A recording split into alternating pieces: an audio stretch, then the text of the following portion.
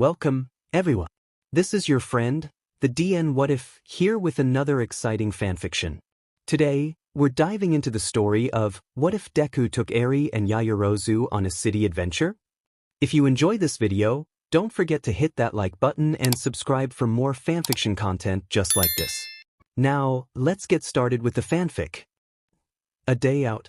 It was nearing spring. The UA students of Class 1A and B are currently in the middle of their mandatory work studies that would prepare them for the real world. But even in times of uncertainty, people need to take a moment to step back and enjoy what time they have as kids. The sun had just risen past the horizon, lighting up the morning while providing some warmth against the fleeting cold. Izuku Midoria, hero name, Deku is currently heading into town, accompanied by two others. Momo Yaoyorozu, hero name, Creati, and Eri, the little girl that was saved from the Yakuza group, Sheihasaikai. With Eri holding each of their hands between them, Izuku smiles while addressing Momo. Thanks for coming with us, Yaoyorozu. With everyone busy doing their work study and Mirio visiting his dad, I wasn't sure I'd be able to bring Eri into town today. His brow furrows. But won't this disrupt your work study? Not at all. Majestic was more than happy to let me join you too. She looks down at a smiling Eri, allowing her own smile to appear. Besides, I enjoy spending time with Eri. The two of you have spent time together? Midoria asks with a slightly stunned face. The two girls nod in unison in response. Eri looks up at Izuku. Yamamo's been helping me with my quirk. Mr. Aizawa has been helping me a lot too, but it's hard for me to get what he's talking about. She looks at Yaoyorozu. But Yamamo explains it way better. She makes it make sense. She giggles as Yaoyorozu waves off the praise she was getting, a light blush appearing on her face. It's no big deal. Really. I'm just glad I can help. She looks at Midoriya. Mr. Aizawa theorized that our quirks function similarly on a fundamental level. Since both our quirks are stockpile types, he asked me to assist him in that regard. Oh. Midoriya says, hitting his fist against his open palm in understanding. That's brilliant. You provide a perspective that Mr. Aizawa couldn't comprehend, thus giving Eri a better sense of how her own quirk works. Exactly. Yaoyorozu replies. Eri, having a difficult time following the conversation, tilts her head in confusion. Yaoyorozu looks to Eri. So, where are we headed anyway? The candy store. What? Yaoyorozu replies suddenly, concern written all over her face. Is Mr. Aizawa okay with this? I wouldn't think he'd want to handle a sugar-induced child. Midoriya smiles, giving her a good-natured wink. Actually, Mr. Aizawa was the one who suggested it. What? She needs to spend time around other kids. Mr. Aizawa said. Take her to a park or candy store. You have a calming effect on Eri, so I'm trusting her to you. Just bring someone with you. Yaoyorozu blinks in surprise after hearing the story. It would seem Mr. Aizawa doesn't really understand much about toddlers. Yep. Eri said in agreement, leading the three of them into a fit of laughter. Midoriya's eyes fly open when a sharp pain shot through his head. The sound of electricity crackling in the air causes him to leap in front of Yaoyorozu and Eri, taking a blast of electricity. Ah! Midoriya! Deku! Yaoyorozu stares at Midoriya as a sinister laughter fills the air, one that sounds familiar. You're a fast one, aren't you, brat? I know that voice. Yaoyorozu says, her face turning into a scowl. In front of them stood a taller man wearing a green compact vest and a skull-like mask, the electricity coming from him. You got some sharp reflexes, kid. I'll give you that. They won't save you though. Or the girlies behind you. It's you. One of the villains who attacked the USJ. Yaoyorozu shouts. You threatened to kill Kaminari. Midoriya's eyes widen, getting a good look at the villain, his eyes filling with resolve. You remember me. Glad to hear it. The villain raises his other hand, electricity crackles around it. The name's Tesla and I have a score to settle with you and those other two brats. Tell me where they are, and I'll make your friend here have a quick end. As Tesla spoke, he was unaware that Midoriya had activated One for All, its power quickly flowing across his body. Yaoyorozu glares at Tesla while Eri grips to her clothes tightly. Gotta think. Midoria needs help, but I can't do much while I have Eri beside me. What can I? She spots Midoria powering up, giving her an idea. How are you out of prison so soon? Surely it wasn't for good behavior. Stalling didn't work last time, girly. Tesla reminds her, aiming his other charged hand at her. What makes you think it will this time? She smirks. Because I'm not stalling. I'm distracting. Now, earphone jack. Tesla's eyes dilate.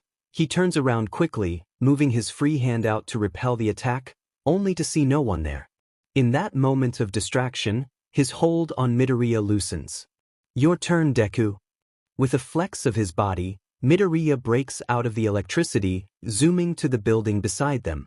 Tesla refocuses on Yaoyorozu and Eri, blasting a stream of electricity at them. Eri! Creati! Midoria shouts, ready to move. But before he even manages to pivot his foot, Yaoyorozu's hand began to glow. Swinging it before them, she creates an insulated blanket just in time to guard against the attack. Tesla growls in frustration as Midoria smiles. You clever little bye. Midoria, without thinking, swung his arm while powering it up to 20%, sending a blast of air that knocks his arm away, stopping the attack and taking the villain by surprise. Leave them alone. Tesla looks up to glare at the charging student, green lightning surrounding his body. Come make me hero. The villain surrounds his own body with electricity, ready to brawl with Midoria. At the last second, he lands and zooms under Tesla, summoning Black WHP to bind him up. Wah! What kind of quirk is this? Creati, get Eri out of here and call the police. I'll keep him tied up until they get here. Right. Yaoyorozu replies. With her phone in hand, she looks back at her friend with worry. Midoria, I know I should get Eri to safety. But she calls the police while sending a message to Mr. Aizawa. I can't leave you alone to fight this villain by yourself. Her eyes narrow on the bound villain. As strong as you are, this guy's still more experienced. Cute trick, kid.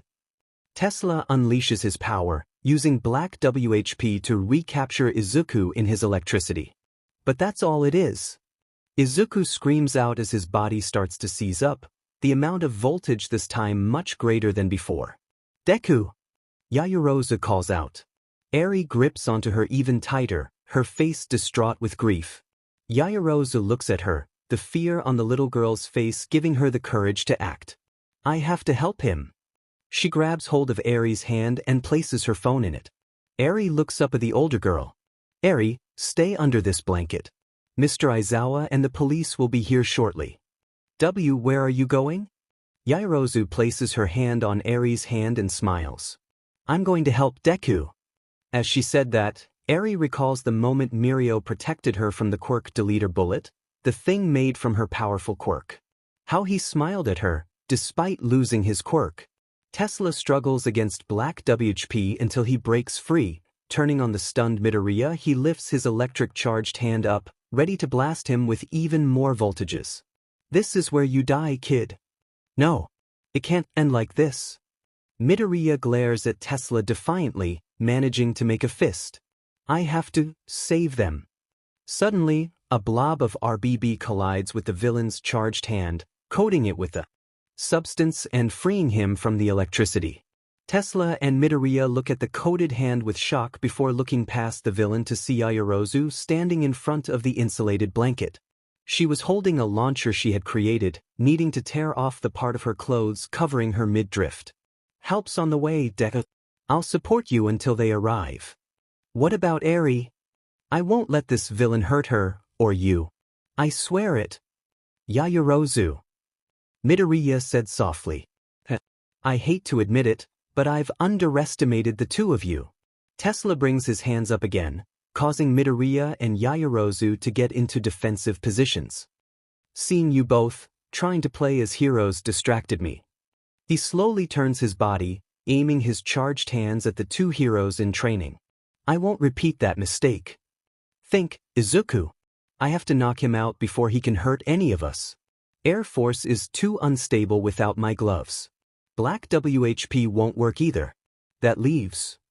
He manages to catch Yaoyorozu's eyes. In that split second the two of them came to the same conclusion.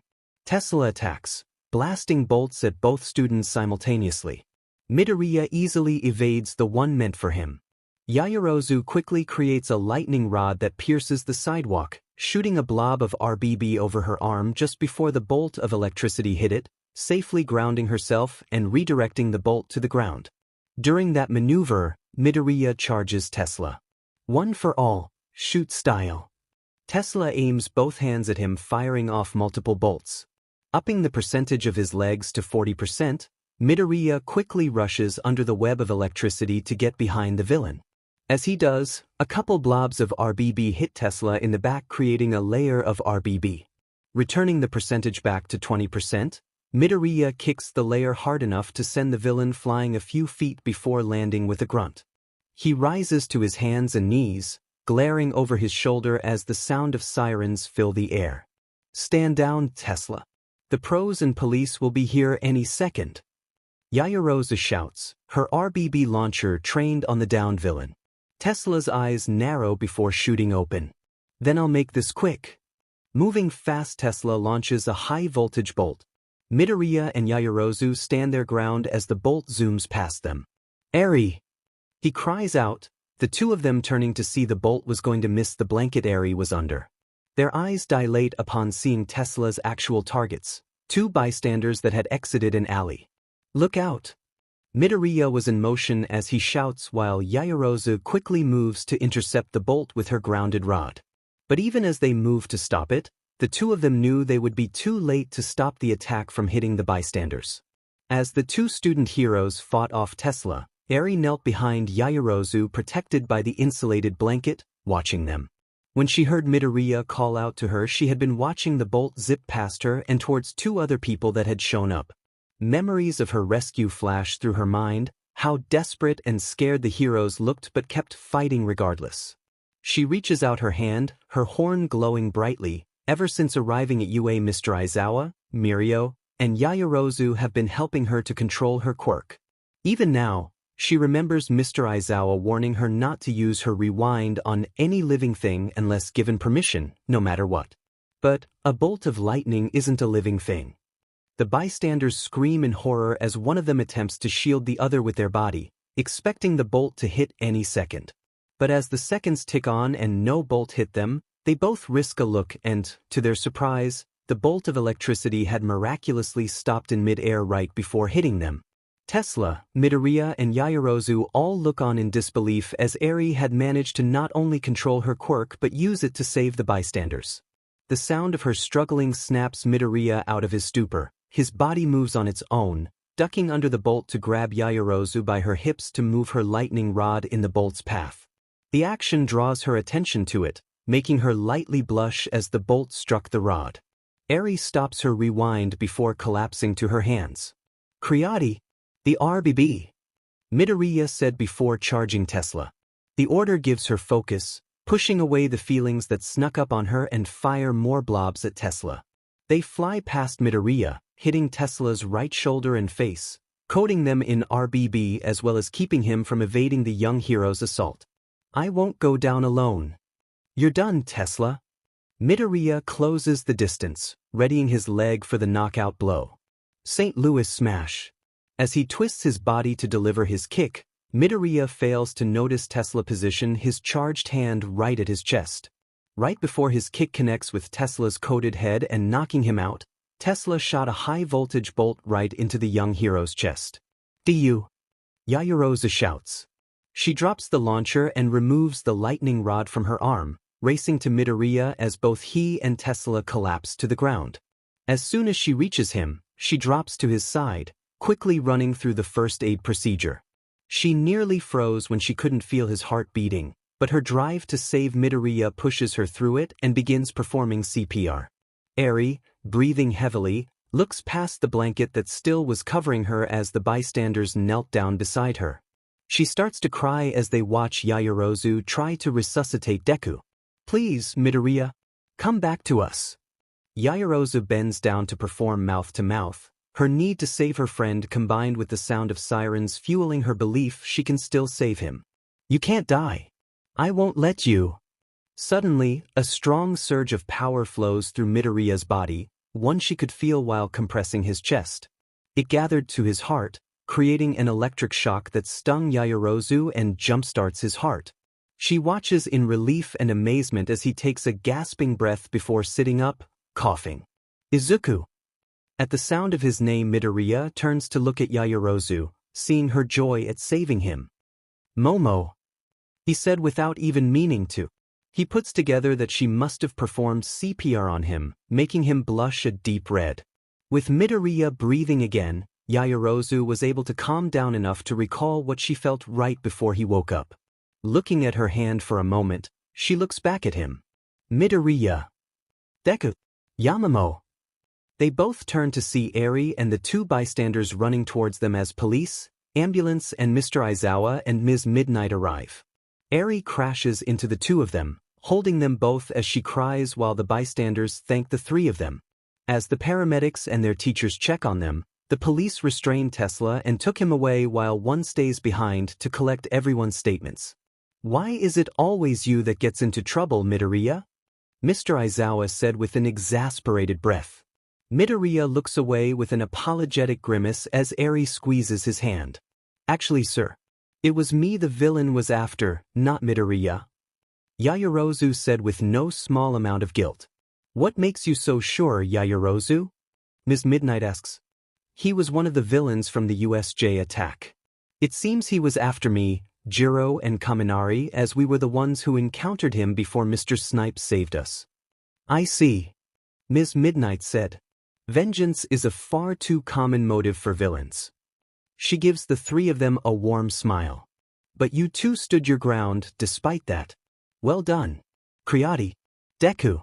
The two of them smile at their teacher as Aizawa lets out a sigh. Agreed. You two did a good job protecting Eri and the bystanders, while also keeping collateral damage low. We can't take all the credit, sir. Midoriya admits. Yaoyorozu nods in agreement. Mr. Aizawa narrows his eyes as Ms. Midnight blinks in confusion. He looks to Eri with a smile. Eri was the one who protected the bystanders. She used rewind on the villain's discharged bolt of electricity. Are you serious? Ms. Midnight with surprise as Mr. Aizawa looks at the little horned girl, noting it had shrunk somewhat. Even for a pro, that would be difficult. Ms. Midnight smiles once again. Your progress is incredible, little Eri. Good job. Eri returns the smile for a moment, becoming a frown when she turns to Aizawa. He bends down to her level and meets her eyes, offering a small smile while placing his hand on her head. That must have been a dire moment, for you to use rewind in such a logical manner. Not long after that, Midoriya and Yaoyorozu gave their statements to the officer and the paramedics cleared him so he could return to the dorms rather than the hospital. 995. 996. Midoriya brings his foot down to take a quick breather. While he had recovered quickly, his insides were still stiff, making him take more breaks. Recovery girl ensured him it would pass within a day. 997. 998. When the five of them returned to the dorms, their classmates swarmed them, asking for details.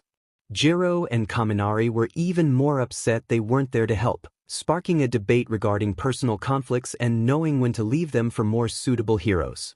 999. 1000. He lets out a heavy breath, his legs burning and sore from the workout. Once they all settled down, Mr. Aizawa and Ms. Midnight told the two of them to rest and recover while they informed the big three and the other teachers. After that, they left with Eri, who waved to them as she left. Yaoyorozu spared him a look before the other girls practically dragged her away, saying tea and a hot bath would cure everything. Todoroki and Ida suggested the same for him, which he did as well. But, despite what happened, the young hero student felt he couldn't slack on his training. You shouldn't be pushing yourself. Midoriya looks around, spotting Yaoyorozu approaching him. Especially after your near-death experience. He suddenly blushes, remembering she had to perform CPR in order to revive him. Meaning she had to press her lips against his. He can still recall the death glares he got from Mineta, Kaminari, and even Siro. I know I shouldn't. Midoriya replies before calming down. But I have to keep up my progress. No matter what. He notices a sad look on her face. You don't have to worry. I'm adjusting it to compensate for my injuries. I'm not about to overdo it and cause more strain. He gives a weak chuckle. The two stood in silence for a moment, but before he could continue, Yaoyorozu spoke first. I'm so sorry, Izuku. Midoriya stares at her, surprised. Tesla was after me. If I wasn't there, you never would have nearly died. Momo. Seeing you lying there, your heart stopped beating, all because I was there. You saved me, Momo, he said, interrupting her train of thought. More than once during that fight. She looks up at him. And don't forget what Midnight said about villains and vengeance. You can't blame yourself for what he chooses to do. He looks at his injured hand, thinking back to all the prior fights he's been in. With Stain and Overhaul lingering the longest, save for his encounter with Shigaraki at the mall. Even if those choices lead to tragedy. He looks back at her and smiles. All we can do is get stronger, so that next time, we can stop any kind of tragedy from happening. After a moment of looking at each other, Yaoyorozu starts to smile sadly while giving a short laugh. How do you do it, Izuku? How do you stay so certain even after nearly dying? Izuku, why do you want to be a hero so badly? Oh well, I admire heroes. He starts making gestures, his nerves getting the best of him. I've watched All Might save people since I was a kid, and seeing everyone smiling and happy make me happy. Right? He saves people. Almost like... She thought back to outside the hospital when Bakugo was taken, how determined he looked. How obsessed he was about saving his friend. Suddenly, she recalls his hand around her hips earlier today. She knew it was instinctive, the safest way to maneuver her so the rod would intercept the electricity. But she could still recall the feeling of his hand on her, making her lightly blush. Is that all it is? Just to make people smile? Midoriya blinks, giving her a worried look. You put yourself in harm's way, even before you could control your quirk. The lengths you go to are far more than any in our class. And even though that's expected for heroes, for you, it seems almost dire. Ever since Midoriya was revived, Yaoyorozu had been thinking back to the moment she first met him, what he was like at the beginning of the school year to now. The admiration towards everyone in class and their quirks, how nervous he appeared when he was voted as class rep, managing to beat her and Ida despite clearly not suited for the position. His steady progress, his drive to be the best, everything was brought to the forefront. The one odd factor she couldn't connect was. She narrows her eyes while bringing a hand up to her chest. Izuku, just, what is your quirk? CRP. I was afraid of this. Yaoyorozu's the smartest in our class. Of course she would have figured it out. But why now? What did I do to make her suspicious? His eyes widen in realization. When I died, she resuscitated me. She must have been performing CPR when One for All activated. So, was it her that saved me or the previous wielders of One for All? I see. Yaoyorozu said. Midoriya grunts in responses, taking a small step back, needing to stop this line of questioning and get to All Might for help. Izuku, do you remember when we were at the hospital right before Kamino happened? He blinks, trying to keep his cool while nodding. Todoroki and Kirishima asked me to help them find Bakugo while you were unconscious. I had asked for time to think on it. They mentioned it when I woke up. He replied, trying to think of some excuse for his quirk as well as where she was going with this. Yaoyorozu turns and looks up at the moon. I had decided not to help them. Why you did? This took him by surprise. Then why did you anyway? She looks to him with a small smile. Because of you. His shoulders sag after hearing that. I had just finished getting dressed to go meet Todoroki and Kirishima, thinking of ways to convince them not to go when you came to my room. They both recall that moment, standing on opposite sides of the room just like they were now. As soon as I saw your face, I knew you were going, whether I helped or not. Midoriya looks away, feeling bad for influencing her like that. I was certain those two would follow you, so I changed my mind. I would go in order to keep you three safe. Suddenly, they both recall the feeling of death that washed over them once All for One appeared, shivering for a few seconds afterward. Izuku, you weren't born with your quirk, were you? His eyes widen as his eyes dilate, averting his face to hide it but being far too late. Yaoyorozu walks towards him until she wraps her arms around his neck, both startling him and making him blush from the closeness. I won't push for details. You have your reasons and I trust them. Midoria slowly calms down as she continues, tightening her hug. You're an amazing person, Izuku. Not because of your quirk, but despite it. You fight to save people, pushing past your limits to do so. She lets go and steps back, catching the stunned look on his face. I know you won't ever stop working towards being the best hero you can be. So, she takes another step back and creates a metal staff. I'll do my best to match you. She gets into a fighting stances, her smile a fierce one. I may not be able to match you in sheer power, but I can work hard to match your drive. Momo, Midoriya finally said, utterly speechless. He expected her to push him for details like Bakugo had. But that's not who she was. She cares about her friends and saving people in the best possible way. But that hug. Izuku smiles back, activating one for all to 8% getting into his shoot-style stance.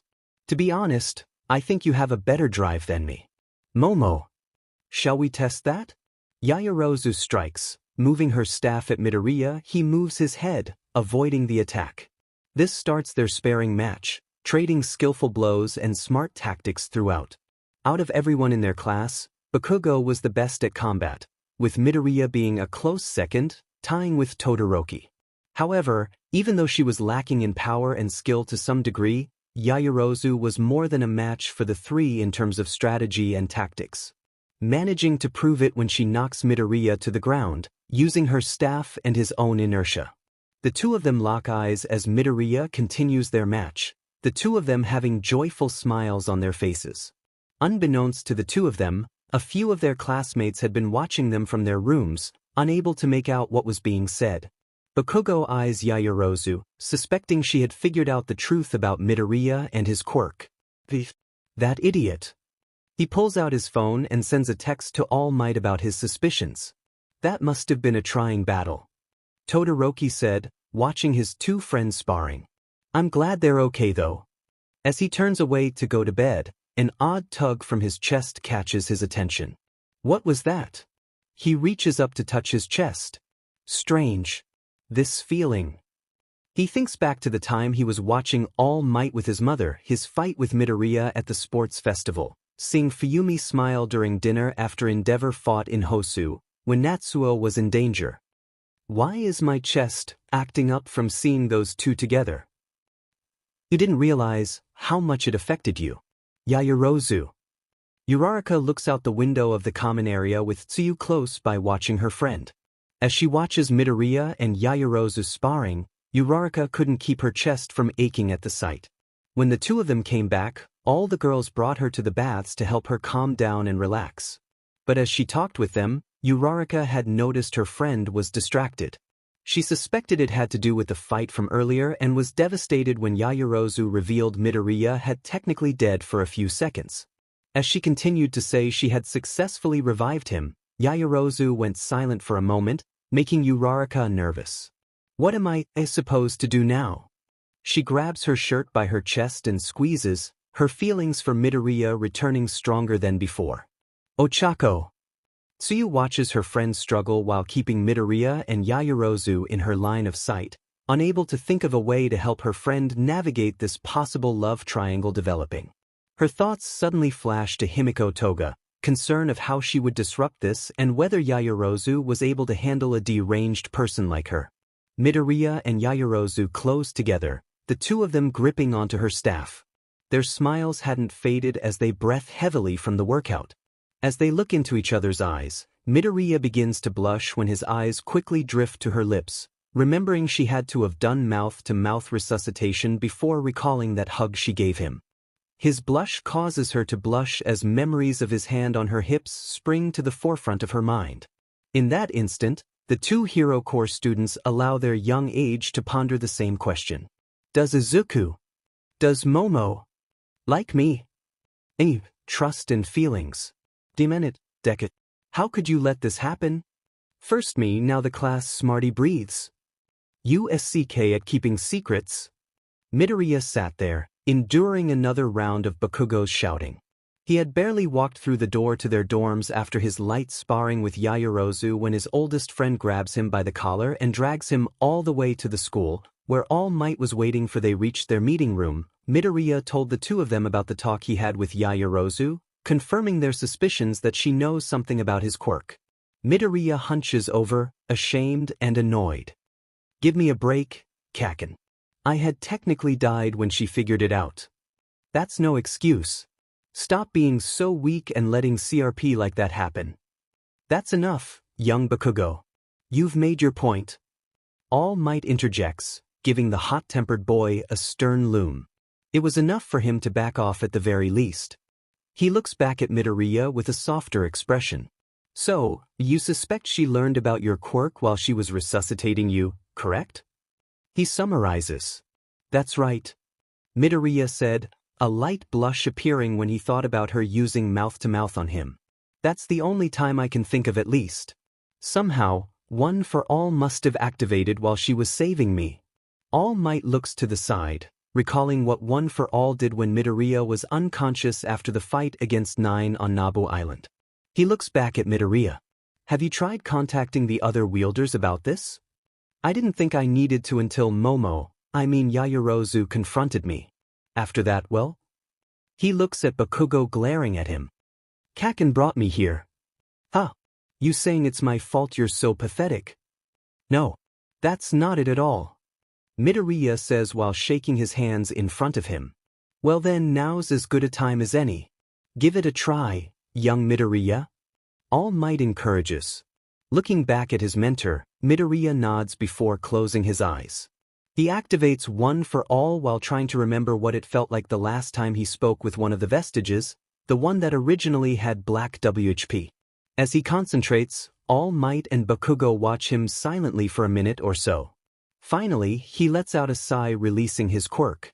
I can't reach them. I'm sorry. All Might lets out a disappointed sigh. It's not your fault, kid.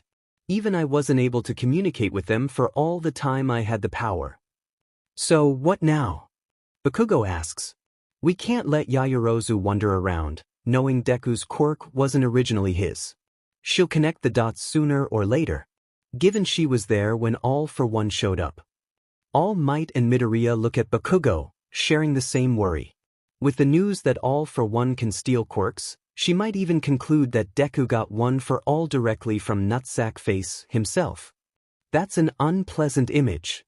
Deku thinks for a moment, recalling what she had said when she hugged him. The thought making him blush once again. I don't think so. She said she trusts me, and I don't think she would have if she suspected I was directly connected to him. Regardless, young Bakugo has pointed out a vital concern. All Might said, she knows you weren't born with your quirk. And given how intelligent and observant she is, it's only a matter of time before she discovers the truth. He looks at the two boys, the three of them coming to the same conclusion. We must bring young Yaoyorozu into the fold. The next day was like every other one before. The students of Class 1A went about their morning without much deviation, aside from Midoriya and Bakugo giving Yaoyorozu quick glances whenever she spoke. This went on for the entire first part of their classes, and most of it was noticed by Todoroki, Tsuyu and Ida. The bell for lunch rang out, and as everyone began to leave, Mr. Aizawa looks to his students. Midoriya. Yaoyorozu. They look to Aizawa along with Bakugo. Could you two go and visit Eri? She's been anxious regarding you too. Seeing you again will hopefully set her at ease. Absolutely. Yaoyorozu said with Midoriya nodding in agreement. He meets Bakugo's scowl before following Yaoyorozu out of the classroom and towards the teacher's dorms. Bakugo leaves shortly afterward, watching the two leave, too distracted to notice Todoroki standing beside him. Are you worried about them, Bakugo? Course not. What gave you that idea? You've been standing close to Midoriya all morning. The two of you were also eyeing Yaoyorozu throughout as well. Bakugo grunts in responses, making his way to the cafeteria. Mind your own business, icy hot. Todoroki watches his friend leave until he is joined by Ida, Tsuyu and Ochako, the four of them sharing concerned looks. I'm not surprised Midoria and Yaoyorozu are closer, given what they went through together. But how is Bakugo involved? Todoroki asks as the four of them make their way to the cafeteria. Perhaps he feels worried, given his childhood friend was nearly killed. Ida offers, making his signature stiff arm gestures. You may have a point there. I imagine hearing what happened has made him more protective. Tsuyu theorizes. That must be it. He probably blames Yaoyorozu to some degree as well, since the villain was originally after her. Todoroki concludes. I hope that is not the case. No good can come from feeling suspicious towards a classmate. Ida looks at Uraraka. What do you think? She had been quiet since leaving the classroom. Ida and Todoroki share a look as Tsuyu eyes her friend. Uraraka? He asks again, touching her shoulder. What? She said suddenly, looking between her friends. Are you all right, Uraraka? You seem distracted. Todoroki asks. Oh, do I? Sorry. I can't help but wonder if Deku and Yamamoto are really okay. They haven't said anything about what happened and I'm worried they're keeping it bottled in. Midoriya does tend to do that. Tsuyu says, putting her finger to her chin. Yaoyorozu didn't seem too shook up either. Though that could be a bad sign in and of itself. I'll talk to him about it during our work studies. He might tell me what's been going on with those two as well. Todoroki suggests. And I will speak with Yaoyorozu. She is the class vice rep, after all. And we have matters to attend to before you all go on that Humorize mission. Ida adds. Thanks, you guys. I appreciate that. Uraraka says as they approach the cafeteria. It's no trouble. Todoroki replies. I hope those two are okay. We wouldn't be very good heroes if we let our friends suffer. Right. Both Ida and Uraraka say together. As they enter the cafeteria, Tsuyu gives her friend a suspicious look. Midoriya and Yaoyorozu stood at the teacher's dorm waiting to be let in. The two only spoke of Eri and the sparring match they had the night before, making it difficult for him to bring up the invitation. The door swings open as Nijire stands there with a bright smile. Hey. Yamamoto. Glad you two could make it. Come on in. She leads them to the common room where Mirio was sitting with Eri as she wrote out a letter. Hey Eri. Look who's here. She turns to see her friends and smiles, rushing to them moments after. Deku. Yamamoto. Hey Eri. Midoriya replies, bending down to let her hug him. How are you feeling? Yaoyorozu asks, doing the same and receiving her own hug. I've been worried about you, Deku. And you, Yamamoto. What for? We're both okay. Midoriya said. That bad guy attacked us because I wanted to go to the candy store. Deku never would have gotten hurt if I... Now hold on, Eri. Yaoyorozu places a gentle hand on the little girl's head. You shouldn't blame yourself for wanting to explore new things. That man was going to attack me sooner or later. So, if anything, I'm thankful you and Izuku were with me to help. But, Deku got hurt. Really badly. That's on me, Eri. And the bad guy. Midoriya says, getting her attention. Me getting hurt is proof I still have a lot more to learn. But as long as I have you, Yaoyorozu, and all our friends, I know I'll be a better hero someday soon.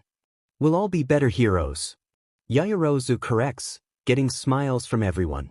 You see, Eri, you had nothing to worry about. Mirio chimes in, moving his fist into the air. These two are way too nice to be upset with you. Hey, Eri, why don't you show Deku and Yamamoto how good your writing's gotten? Nijire suggests. Oh, I'd love to see that. Midoriya says. Yaoyorozu nods. So would I. With Eri in better spirits, the five of them gather around the table to help the young girl write out a letter until it was near the end of their lunch party. The two first years wave goodbye to Eri and their other friends before making their way back to the main school. They were quiet for a while, giving Midoriya the impression this was the best time to bring up his invitation. But just as he was about to speak, Yaoyorozu spoke up first. I wish there was more we could do for her. Midoriya gives her a questioning look as she continues. After everything she's been through, it feels like we aren't doing nearly enough to make up for it. He smiles at her. I'm willing to bet she believes we're doing more than enough. If anything, she probably thinks we're doing too much for her. You're probably right.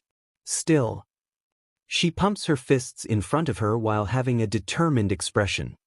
An all-expenses-paid day at the spa is just the kind of thing she needs. I'm sure of it. Isn't that a bit overboard? He replies with a comical expression. Oh, come to think of it, she reminds me a lot about when you first started out. She said after calming down some. Midoriya couldn't help but recall thinking the same thing during his fight with Overhaul. He looks at her with a small smile, thinking back to their talk the night before. Knowing he had her trust, how determined she is to help not only him but Eri as well, the hug they shared. He blushes a deeper red for a moment, then his eyes grow hard with certainty. You trust me, Momo, and I trust you. Yaoyorozu looks at him with a smile. That's probably why the two of you get along so well. Seeing his stoic expression, she grows a bit worried. Izuku? Momo, when we get back from the Humorize mission, can you meet me outside the school? Sure. Her heart starts to beat faster. But, what for? I can't tell you just yet. But, it has to do with my quirk. After that he continues on, leaving her to digest his words. Your quirk. She repeats while watching him go, her heart beating faster than it had ever gone before. As she tries to calm herself down, she recalls the moment she was zapped by his quirk, and the sudden image of 8 figures that had flashed in her mind. It was late in the afternoon and Midoriya is crouching on a roof overlooking the city alongside Bakugo and Todoroki with his father, Japan's #1 hero Endeavor. The three of them have been under his tutelage since the work studies began and they've all improved since then. But as he looks out at the city, trying to use what the pro hero taught them, he couldn't shake the stray thoughts of Yaoyorozu from sneaking into his mind. How will she handle the truth behind my quirk? Will she think I'm working for All for One? Will she still like me? Midoriya. Hearing his name called along with the feeling of someone touching his shoulder, knocks him out of his thoughts. He turns to see Todoroki standing beside him with a concerned look. Oh, sorry, Todoroki. Did you need something? Are you well enough to be here? If you need time to recover, I can talk to Endeavor for you. What are you referring to, Shodo? The pro hero asks, his eyes not drifting away from the people below them. Deku got himself killed the other day by a villain. Bakugo answers. One of our classmates kept him from staying dead. What? This causes Endeavor to look at Midoriya with angry concern. What are you doing here then? You should be recovering. I'm okay. Really? Midoriya replies nervously, waving his arms in a comedic fashion. Recovery Girl gave me the go-ahead to continue my work studies, which is why I didn't tell you. It's just... He fails to keep Yaoyorozu from his thoughts, causing a light blush to appear. Endeavor catches it before returning to his observation. Midoriya starts to calm himself down as Todoroki is about to say more. Suddenly, the pro-hero rockets off the building with Bakugo closely behind. The other two boys follow suit with Todoroki giving his friend a lingering look of concern. Yaoyorozu is deep in thought as she floats over the streets, kneeling on the floating platform her mentor, the pro-hero Majestic provided for her. Before leaving for their work study, she and Ida had to discuss some things before she left with Tokage of Class 1B. Once they finished, Ida brought up the concerns he and their friends had for her and Midoriya, how neither of them have spoken about the incident with anyone yet. She had told him their sparring session the night they returned had provided a degree of closure for them and apologized for making everyone worry. In truth, she was still shaken by the whole thing, but it was stemming from her growing feelings for Izuku and her concerns with his quirk. Yo Kriati! Yaoyorozu jolts out of her thoughts when Tokage's detached head appears before her, causing the girl to scream. Her schoolmate and Majestic start laughing in response. Wow, Yamamo. Never thought I'd catch you slipping like that. What's up? After catching her breath, she shares what had happened with Tesla and Midoria. Tokage gives her a pained, sympathetic look while Majestic focus on the patrol yet still listening. Man, I heard it was bad but I had no idea it was that dire. That must have been terrifying, seeing your friend die like that. Majestic comments before giving the girls a smile. But you saved him. Be proud of that, Momo. And don't let what-ifs or doubts distract you from those in need around you. Yes, sir. Yaoyorozu says with renewed vigor while Tokage simply gives the girl a concerned look. Now then, let us finish our patrol. We need to head back soon and prepare for our flight to Singapore. Right. Both girls say in unison as Majestic guides them towards the city center. A sudden scream alerts them. Majestic quickly shifts their course towards the direction the scream came just in time to spot a villain using a rocket-powered hoverboard zoom by, followed with an explosion. You two, stay here and help with evacuation. I'll handle the villain. Understood. Yaoyorozu said as he places her down on the street before racing after the fleeing criminal.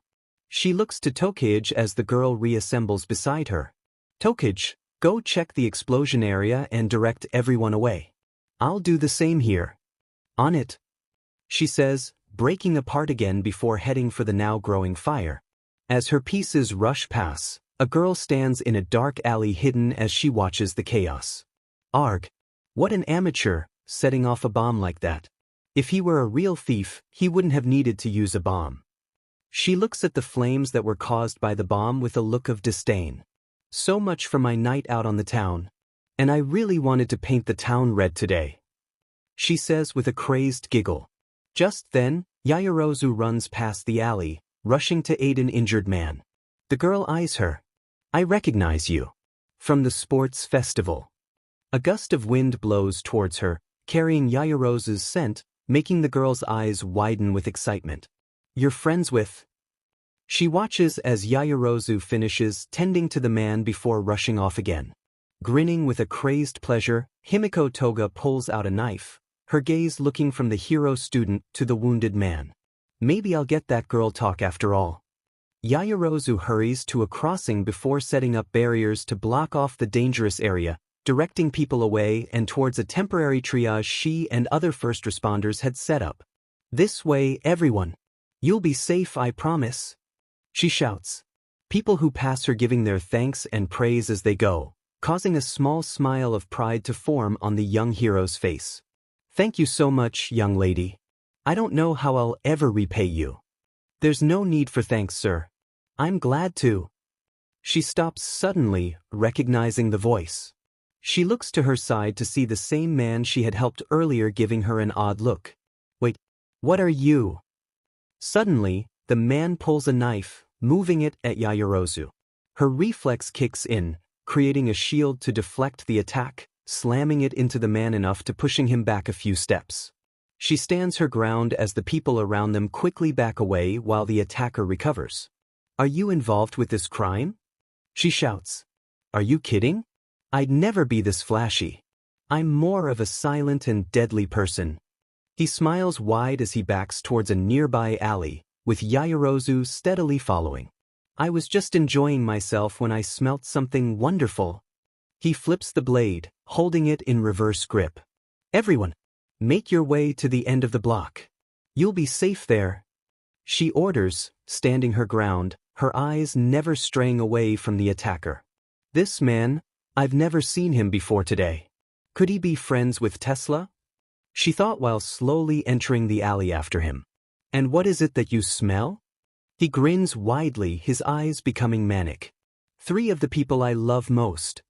The man suddenly lunges forward, slashing against her shield while quickly sidestepping past it, poised to jab his knife into her leg. Faster than he expected, Yaoyorozu tucks her leg in, avoiding his knife. He spots a metal rod she had created to balance herself before she slams the shield into his face. The attacker stumbles past her, throwing the knife at her face, forcing Yaoyorozu to lift her shield to deflect it. In that moment she made the mistake of blocking her view, allowing him to escape. Where did? Wow. You're a lot better than Ochako. The man said from out of nowhere. How do you know Ochako? Are you stalking her? Who are you?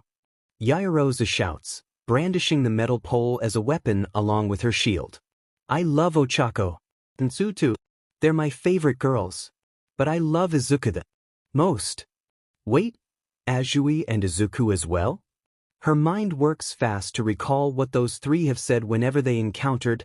Yaoyorozu grits her teeth in anger. Tell me, what did you do to that poor man? Himiko Toga. Who cares? I needed his blood so I can have my girl talk with you. I gotta ask, does Ochako know you love Izuku too? Yaoyorozu is caught off guard by her words, allowing a light blush to appear on her face. Kriati. She blinks as Tokage appears at the alley entrance. People said you were being attacked. You alright? I'm okay. Be on guard and call the police. Himiko Toga of the League of Villains is here. The two of them stand back to back until the police and Majestic arrive. The police along with some local heroes quickly search the area, trying to find any trace of the villain, only to find the man she had taken the appearance of barely alive. Yaoyorozu and Tokage offered strongly to assist, but both the police chief and Majestic refused, saying they didn't want UA students any more involved with the League but also reminding them of their Humorize mission. The two girls grunt in frustration, holding themselves back from arguing. As the three of them returned to Majestic's agency, Yaoyorozu felt it was best to not tell the others about Toga. She didn't want them distracted with their upcoming mission. Then, questions arise.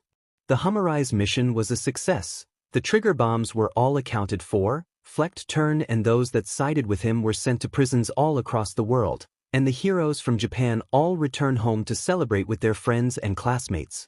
Class 1A spent the better part of the day swapping stories and talking about the mission with Midoria, sharing a quiet moment with All Might. Once he returns, Yaoyorozu pulls him aside along with Azui and Uraraka. What? The three of them shout after hearing about her encounter with Himiko Toga. Are you hurt? Midoria asks. Did she manage to cut you? Uraraka adds. Why didn't you tell us earlier? Asks Azui. Yes, I'm okay. No need to worry. Yaoyorozu tells them. She didn't manage to cut me, thank goodness. Uraraka flinches at hearing that, embarrassed she wasn't able to avoid getting cut. And I didn't tell you all this sooner because I didn't want you distracted during the mission. There was too much at stake. What did she want? Asks Midoria. And why did she target you of all people? Isn't she supposed to be in hiding with the rest of the League? Azui adds. From what she said, it sounded like it was a complete accident. She probably didn't even know I was in the city until I happened by and she smelt you three coming off me. He didn't take her seriously when she said we smelt the same. Ochako chimes in, squeezing her fist. I figured she was just nuts. Could it have something to do with how her quirk works? Midoria offers, his hand going to his chin. Having such an NTMT relationship with blood, perhaps it's given her senses a boost somehow. Meaning her sense of smell could be so well honed, she could tell the difference between people by scent alone.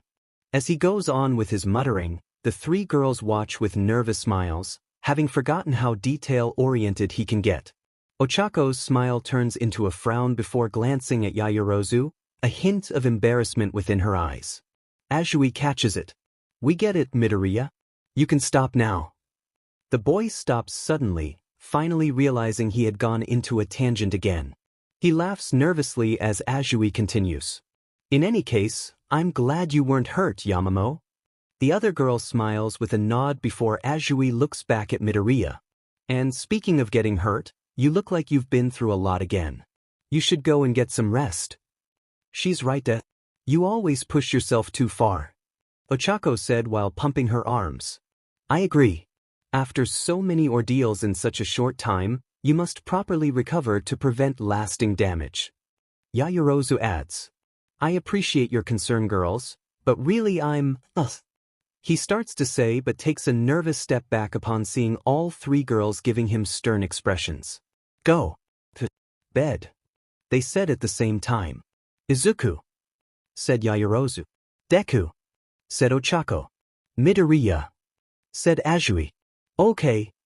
He replies before quickly making his way to his room, leaving the three of them as they relax. I'm going to bed too. Azui said, heading for the elevator. She looks over her shoulder to say more.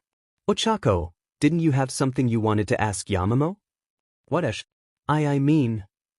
She stutters as Azui walks away, ignoring her friend's nervous plight. What did you want to know, Ochako? Yaoyorozu asks, her own nerves starting to flare up. With how busy things have been, I was worried you and Deku were bottling up your emotions. After all, died and you saw it happen. I wasn't sure if you two took the time to probably recover from it. Yaoyorozu stares at her friend with awe as a kind smile appears.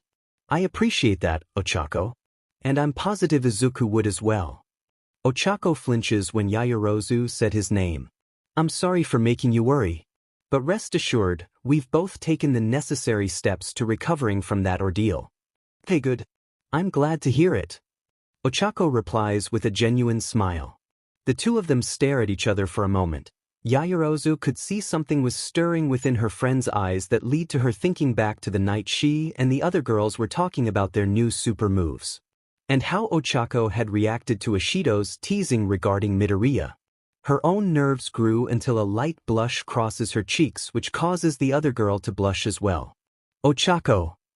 Well, I'm glad you're doing better. Deku, of course. Anyway, it's late, so we should probably get to bed. Talk to you later. Night. Ochako turns and hurries to her room, leaving Yaoyorozu saddened and worried. Good night. The next morning, the students were told they would have the day off from work studies to recover from the Humorize mission and only light work during classes. As the day went on, Yaoyorozu was keenly aware that Ochako was actively avoiding her, going so far as to not even glance in her direction. It was starting to hurt her, thinking she had lost one of her dearest friends because she did the right thing. Obviously, there was more to it than that, but for her, who had never thought about romance before now, it was a hard reality check she wasn't prepared for. The last bell rang, letting the students leave for the day. Yaoyorozu walks along Jiro and Kaminari, discussing the day's assignments and what had happened during the Humorize mission until they reached the front of the school. There, she tells them she had promised someone she would meet them here. Her two friends shrug and continue on with parting words. She waves to them only to stop when she locks eyes with Ochako. The two of them stare at each other for a moment before she looks away with an almost pained look, walking away. Yaoyorozu couldn't help but let her shoulders hunch down, the pain she felt from the situation becoming more difficult to tolerate. Yaoyorozu. She straightens up, then turns to see Midoria and Bakugo standing in the doorway, the former smiling at her while the latter having the same scowl. She blinks in confusion at seeing Bakugo. Thank you for waiting. Follow us, please. After walking for a few minutes, the two boys lead her into a staff room where All Might was sitting on one of the couches, waiting for them. He greets the three of them with a smile. Thank you for coming, young Yaoyorozu. She stares at him, trying to figure out what all this means as Bakugo walks to the empty couch. Midoria stood beside her, gesturing towards the lone chair they had set up for her. Once they were all seated, All Might continues. I'm sure you have many questions. But before we get to them, there are some things I need clarified about the incident the two of you had with the USJ villain. Okay, but she said with a questioning look. I assure you, I left nothing out when I spoke with the police, Mr. Aizawa or Ms. Midnight. All Might lifts his hands in a calming gesture. I have no doubt of your honesty, young lady. I only wish to know what you might suspect regarding young Midoriya's quirk. His? She starts, looking at the boy. Meeting his green eyes, the image of the 8 figures flash through her mind. Oh, those people I saw. So, you did see the vestiges. All Might comments, his eyes furrowing. What the hell? How the hell did she see them? Bakugo shouts, startling Yaoyorozu as Midoriya contemplates it. I've been training with Deku for weeks, forcing him to activate his quirk at a moment's notice, and I haven't seen anything yet. Could it be because I've been activating it and not them? Considering I've been conscious during those sessions, there might not have been a reason for them to activate one for all. Yaoyorozu inhales sharply, making him flinch along with All Might after saying the name. Bakugo glares at him. IT nerd. Can't you keep your mouth shut when you're thinking? One for all? Is that the name of your quirk? She asks. It sounds similar to all for one. Her eyes widen as All Might finishes her thought. She looks to him along with Midoria and Bakugo. Which is why I've asked young Midoria and young Bakugo to keep it a secret. You asked? She said, looking downward as she thinks about it. All Might couldn't help but smile as he watches her putting things together herself. Midoria giving her a kind look while Bakugo grunts with reluctant respect. Her eyes finally widen. It was yours. You gave Izuku his quirk. You're as bright as Aizawa says, young Yaoyorozu. Maybe even more so. She looks at him with a modest smile. Now that you know that, I'll tell you everything. It took a few minutes, with Midoria and Bakugo chiming in with comments and to help clarify. At the end of the explanation, Yaoyorozu looks at Midoria with a sympathetic look. Izuku, I can only imagine what if must have felt for you to have gone through all that. He looks away, unable to meet her caring gaze while trying to hide his blush. Yaoyorozu couldn't help but admire him even more for his determination and resolve. That only fed into the growing feelings she held for him. You realize why we're telling you all this, right? Bakugo says, jarring her out of her thoughts. Because we didn't want to risk this stuff getting out. Hearing that brought the situation into focus for her. Seeing the logic behind it all. Of course, news like this will undoubtedly cause a panic. She clutches her fist, mentally berating herself for assuming Midoria would involve her with this for any other reason. The action is not lost on him or Bakugo. And now that you are in the know, I hope you will continue to aid young Midoria in improving, as well as keeping the secret of one for all. All Might adds with a kind smile. Absolutely. She replies quickly, causing Midoria to smile brightly. The four of them spent nearly an hour discussing the past wielders as well as training options to prepare him to manifest Float, All Might's mentor and the seventh wielder Nana Shimura's quirk. Once they were finished, the three students returned to their dorms, Bakugo's presences making it difficult for Midoria or Yaoyorozu to talk about what they were feeling towards the other. Bakugo opens the door where he was met with Kirishima, Ashido and Jiro, the red-haired boy grinning at them as they enter. About time you three got here. Food's still warm if you're hungry. Of course I'm hungry. Bakugo shouts, walking past them to head for the kitchen. So, what were you three doing anyway? Ashido asks. Well, I asked Emoa Yaoyorozu to help me understand Black WHP. Midoria explains. Kaken has been really helpful with getting the hang of it in a fight, but I needed another perspective to get a better handle on it. He glances at Yaoyorozu. I was able to use it during that villain attack, so Yaoyorozu had seen it in action and up close. I figured she could provide that perspective. The long-winded explanation made Yaoyorozu sigh while blushing lightly. From the couch, Midoria could feel the death glares of Mineta and Kaminari, their jealousy over the time he was spending with her radiating off them. I guess that makes sense. Ashido says, throwing her hands behind her head. If you say so. Jiro adds. Her earphone jacks moving to point behind her. But wouldn't Siro or Tsu be better choices?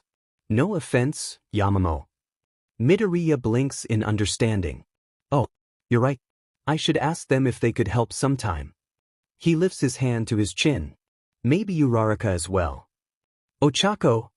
Yaoyorozu breathes out. At the mention of the other girl, her mood shifts back to what she felt before meeting with Midoria. Both Ashido and Jiro catch it. Just as Ashido is about to call her out on it, Jiro glares at the pink girl, her earphone jacks suddenly appear around her, threateningly, making the other girl clam up. Jiro looks to Yaoyorozu with a much softer expression. Hey Yamamo. Can we talk? Before she got an answer, Jiro grabs Yaoyorozu and leads her to the elevators with Ashido following. Midoria shares a confused look with Kirishima as he ignores the continuing glares from the couch. Midoria. All four boys watch Todoroki approach him. Can I have a word with you? He asks, standing before his friends. Midoria shares another quick look with Kirishima before nodding. Todoroki heads outside the front door with Midoria close behind.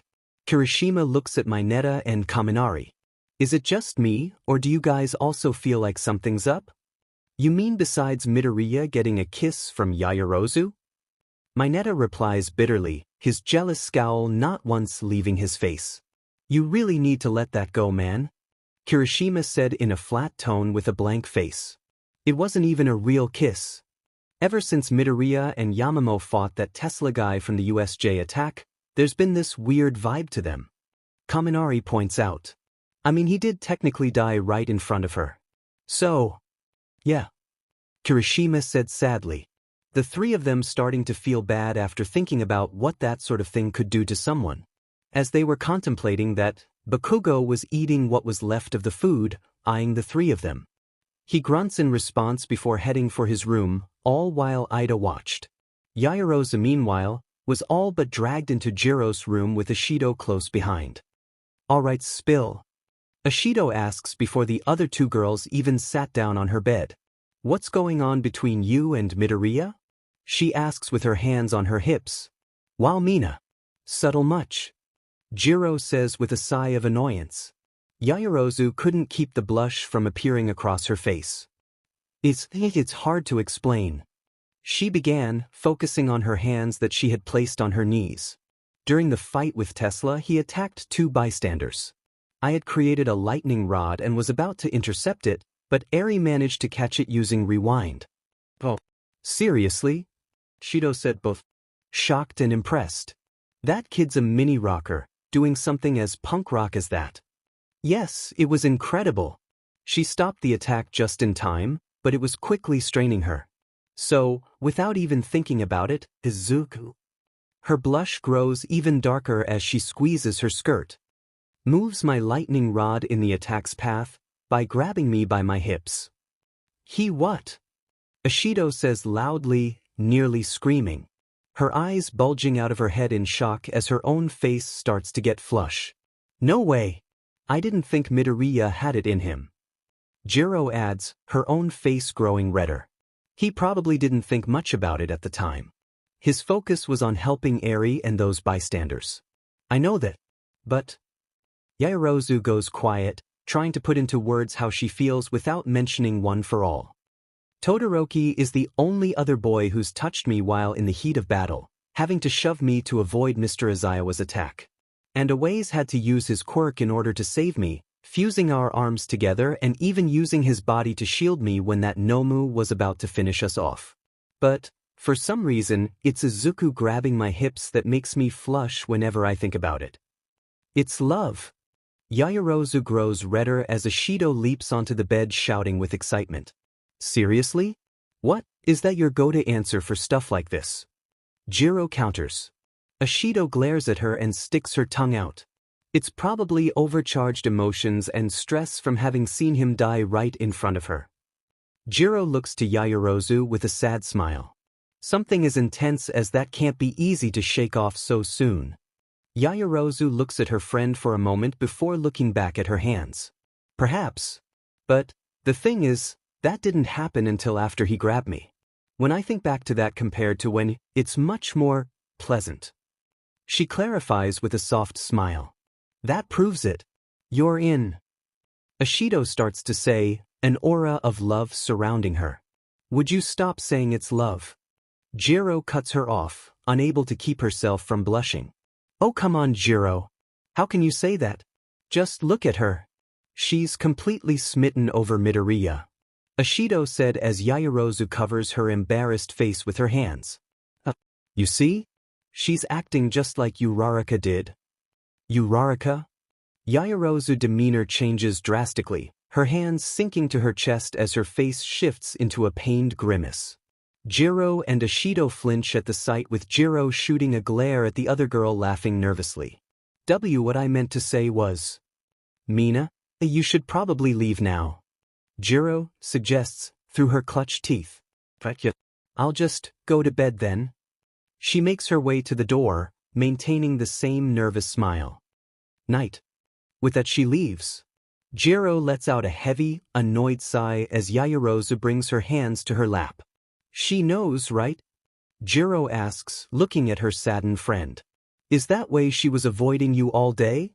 Her shoulders sink at seeing Yaoyorozu nodding. Man.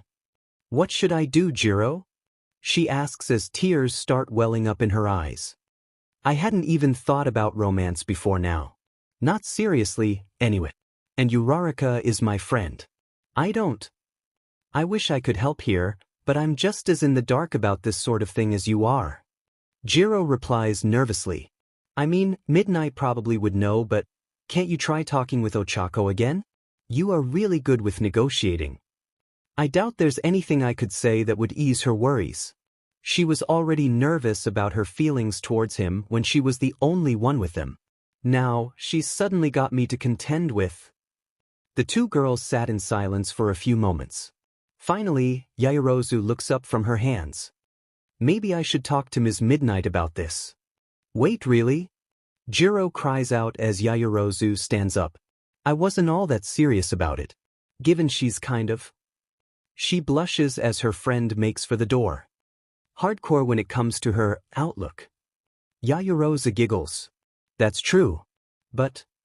She looks at Jiro while reaching for the door handle. She's our teacher. Which means she'll be able to help me with this. I just know it. She smiles at her friend. Thank you, Jiro. For listening. I appreciate it. No sweat, Yamamo. They wave at each other before Yaoyorozu leaves, closing the door behind her. Jiro lets out another sigh. Love triangles. That's gotta SCK. You said it. Who? Jiro screams, looking to her closet to see two floating gloves, one of which was waving. Hagakure? How long have you been standing there? Since you three got here. I noticed Ochako acting weird whenever Yamamo was around. I tried asking her about it, but all she would say was she needed to figure things out. I figured I would ask Yamamo when she got back, but you dragged her away before I had a chance to ask. With Ashido being Ashido, I didn't want Yamamo to think we were ganging up on her. So I stayed quiet. One of the gloves clutches into a fist. I'm worried about them, Jiro. Yeah, so am I. Midoria closes the door behind him as Todoroki makes his way to one of the benches that sit near the stairs. Midoria follows, then sits beside his silent friend, trying to read his blank expression, but once again getting nothing. So, what did you want to talk about, Todoroki? Do you remember that day you, me and Ida were having lunch together? During the Shai Hasaikai investigation. Midoriya nods, a frown appearing on his face. I understand why you couldn't tell us anything regarding it. But now, it seems you're doing the same thing. Midoriya gives Todoroki a questioning look which he meets with an even stare. Not about a top-secret mission, but your feelings and concerns. What are you talking about, Todoroki? Midoriya asks, throwing up his arms in a comical fashion while his face gets red. I'm not. It's okay if you don't want to talk about it. Midoriya calms down as the other boy offers him a small, kind smile. It's just that, I recall how better you looked after we reminded you were friends. I figured you needed a reminder, is all. He looks back out to the school as Midoriya lowers his arms down doing the same, a smile slowly returning as they sat in silence for a few minutes. Finally, Midoriya breaks the silence with a sigh. Thank you, Todoroki. It's almost silly how often I need to be reminded of that. One hand moves to his chest while the other gently grips his breathes. The truth is, there is something that's been on my mind for a while now. But I haven't been able to find the right words to describe it. I see. Since the villain attack, it's been difficult to go through a day without thinking about it. During the Humorize thing, I let it slip during my fight with Flecked Turn, which nearly cost me the fight. Todoroki looks at his friend, noticing his body shaking. But, at the same time, whenever I do let it slip into my conscious thoughts, my chest tightens and my face gets flush. Todoroki gives him a confused look at the sight of Midoriya smiling. And every time I see her, I can't help but. Wait, are you talking about Yaoyorozu? Todoroki interrupts to ask. Midoriya blinks, then looks at his friend, seeing the confused look on his face. Whyus? The two of them stare at each other for a long moment. Wait, what did you think I was holding in? You died, Midoriya. Going through something like that would have taken its toll on anyone. I thought you were keeping your feelings bottled up because you didn't want us to worry about you. Oh, That, he said, full of embarrassment for all but admitting his feelings for Yaoyorozu. To Todoroki of all people. Oh Sirpi, is he gonna hate me now too? He thinks as images of Mineta, Kaminari and Shiro glaring at him flash through his mind. Midoriya, do you have feelings for Yaoyorozu? WL. As his face grows redder trying to find something to say, the door opens behind them. The sound draws their attention. To their combined surprise find Yaoyorozu walking through the doorway. She freezes in her tracks upon seeing the both of them, causing a light blush of her own to appear. Oh, Todoroki. I mean Midoriya. What are you two doing out here? She asks while closing the door. I was concerned for Midoriya regarding his near-death experience with the villain you two fought. I was offering him a chance to vent his emotions and thoughts about it. He looks back at Midoriya about to say more, only to stop upon seeing the other boy's nerve-wracking face. Oh, how thoughtful of you. She calms down after hearing that while making her way down the stairs. Jiro and Ashido did the same for me. But it's clear I need to speak with someone more qualified about it. Midoriya's fears and embarrassment vanish, replaced with concern. Qualified? Wait, did something else happen during the fight? No, nothing like that. I just meant with regards to my response. She says quickly, her blush returning that sets off Midoriya's own blush. I just want to review it with one of the teachers to see what I could have done differently is all. She jogs past them and towards the teacher dorms, looking over her shoulder at them. I won't be long. With that she heads off, leaving Todoroki with a somewhat stunned expression as Midoriya's blush disappears and a small smile appears. Todoroki looks over and sees the same look in his friend's eyes that he had the night the two of them sparred together. A slight ping in his chest causes him to consider his own views of Yaoyorozu and what he should do. Those thoughts didn't last long in the face of Midoriya and his genuine affection for the girl. It would seem I misinterpreted the situation, he says, getting Midoriya's attention. He takes a deep breath to collect his thoughts. Regardless, if you need someone to talk to about anything that's troubling you, I'll do what I can to help. Really? Not mad? Midoriya asks with actual surprise. Todoroki blinks. Why would I be mad? Well, the thing is, Mineta, Kaminari and Shiro are pretty upset with the amount of time I've been spending with her. So I figured, they can't be the only ones who like her as more than a friend. I see. Todoroki looks towards the teacher's dorms, barely able to see their friend. Yaoyorozu is a good friend and I respect her as a classmate and a hero. But, as far as romance is concerned, he brings his right hand to his chest as his left hand instinctively reaches for his burn scar. I don't know enough about that sort of thing to consider it as a possibility or not. Midoriya gives his friend a sad look, thinking back to the meal he shared with his family, how completely different it was compared to his relationship with his parents. You don't have to worry about me pursuing Yaoyorozu, Midoriya. Todoroki states, lowering his hands as Midoriya's eyes widen. I can see how much she means to you. Ever since you two fought that villain, you've had a different look in your eyes whenever you see her. He smiles at the other boy. If you believe there's something between you two, then do what you feel is right. He stands up and heads for the door. That course of action hasn't steered you wrong yet. Midoriya watches his friend head back inside, astounded with his response. He couldn't help but smile brightly at him before turning towards the path Yaoyorozu ran, somehow feeling lighter. The door opens as Todoroki enters the building, the ping in his chest fading with every step he takes. He glances at the couches where Kirishima, Kaminari and Mineta were joined by Shiro, Sato, Shoji, Ojiro, Tokoyami, and Azui. The frog girl looks at him, meeting his eyes. She could instantly tell what the two of them talked about, confirming her suspicions. She lets out a small sigh before looking back towards the kitchen where Uraraka is washing dishes with Ida, Koda and Oyama, noting the smile she usually always wore, was off and had been all day. Yaoyorozu stands in front of the faculty dorm's front door, having just knocked on it, trying to figure out how she would go about asking Ms. Midnight about her situation without letting slip anything about One for All. The door opens to reveal Eri looking up at her, a smile instantly appearing on her face upon seeing the older girl. "Hi, Yamamo." "Hi, Eri," she replies, bending down to hug her young friend. "How've you been?" "Good. I've gotten really good with my quirk. You wanna see?" They split apart with Eri still smiling at her. "I'd love to. There's just something I need to discuss with." "Yaoyorozu? What are you doing here at this hour?" The two girls look up to see Mr. Aizawa standing by the couches. "Is everything alright?" "Sorry to disturb you this late, Mr. Aizawa." "I'm alright. I just wanted to speak with Ms. Midnight about." She glances at Eri for a quick second. "Personal matters." "I see." He looks down at Eri. "Can you go and let Ms. Midnight know she has a guest, Eri?" "Okay." The little girl hurries off, waving at Yaoyorozu as she goes. Once she's out of earshot, Mr. Aizawa approaches his student. "How are you holding up?" She gives him a sad smile.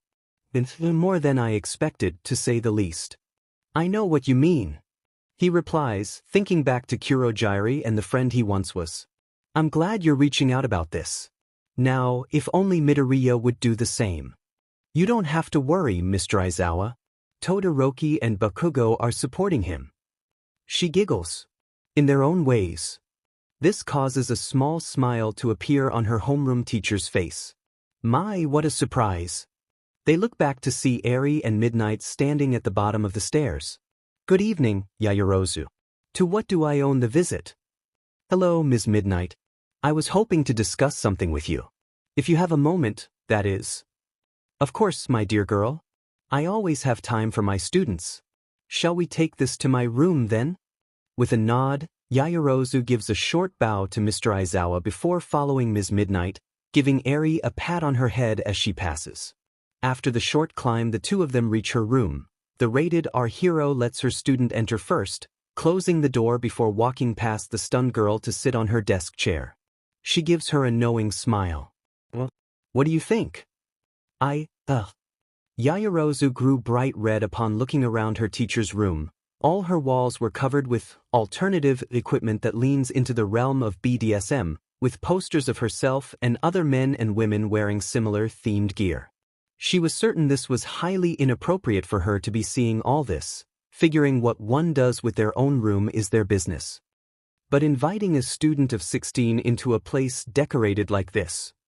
Yaoyorozu thought as she focused on Midnight, who wore a simple shirt and short combo. "I have no words." "Oh no. Has Eri been in here yet?" "Quite the statement, don't you think? I do so enjoy making people stop and think about what they see." She winks at her. "It doesn't hurt to have a double take, wouldn't you agree?" "I suppose so." She replies weakly, thinking over her growing feelings for Midoria. "Now then, my dear. What can I do for you?" Midnight leans in closer towards Yaoyorozu, her shirt barely supporting her Arthas. "This might sound out of nowhere, but I need some advice with regards to a romance."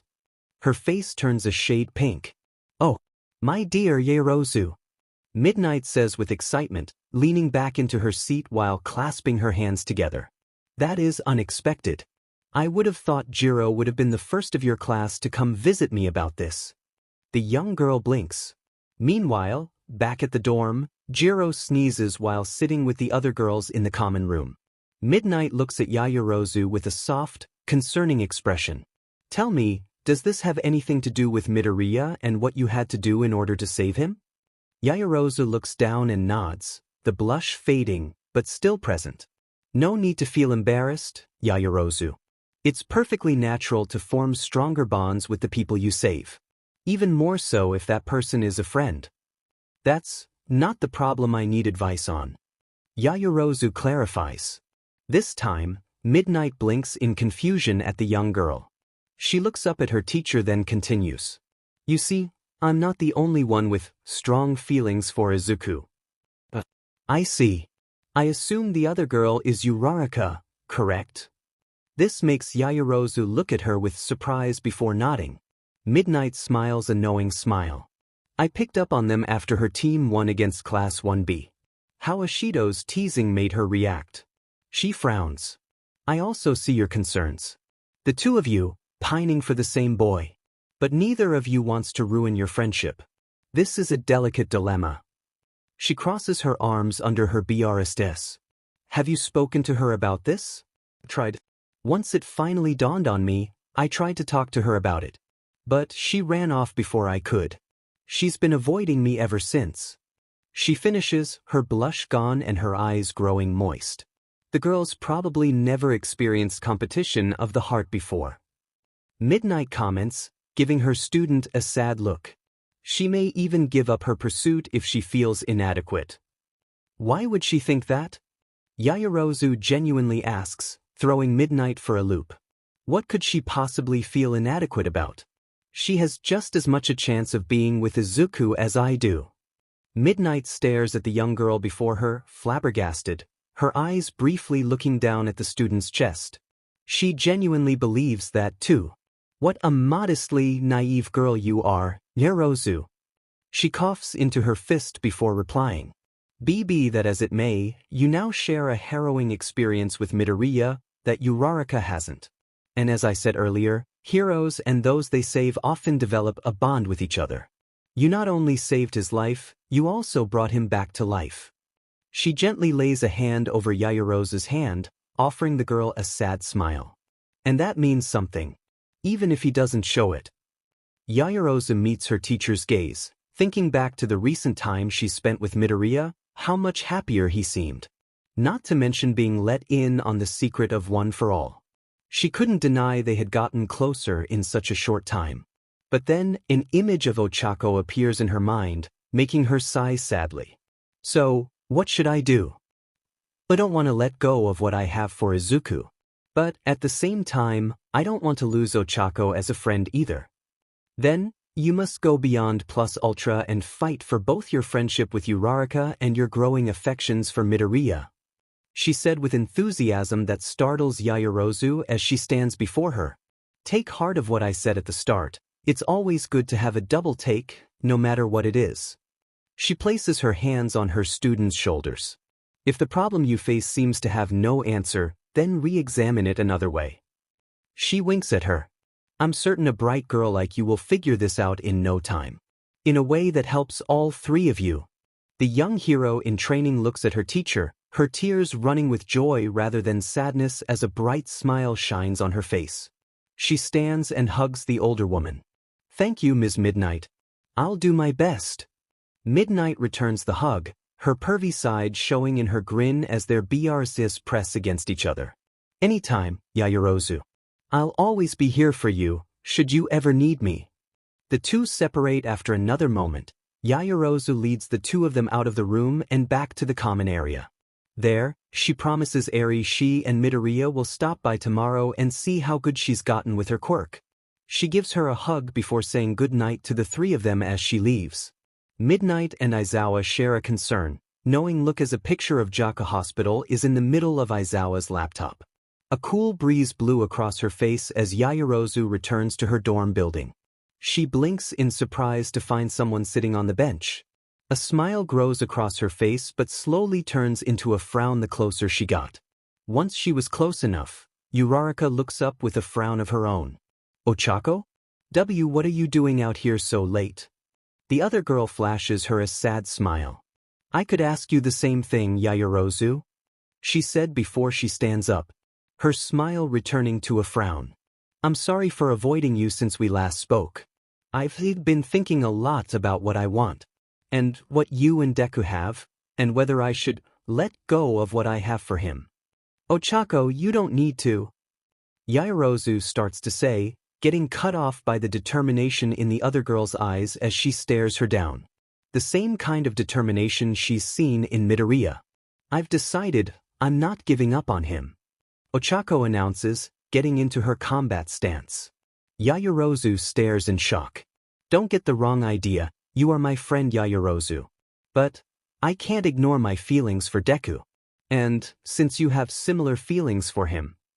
Yaoyorozu could see her shaking. That makes us rivals.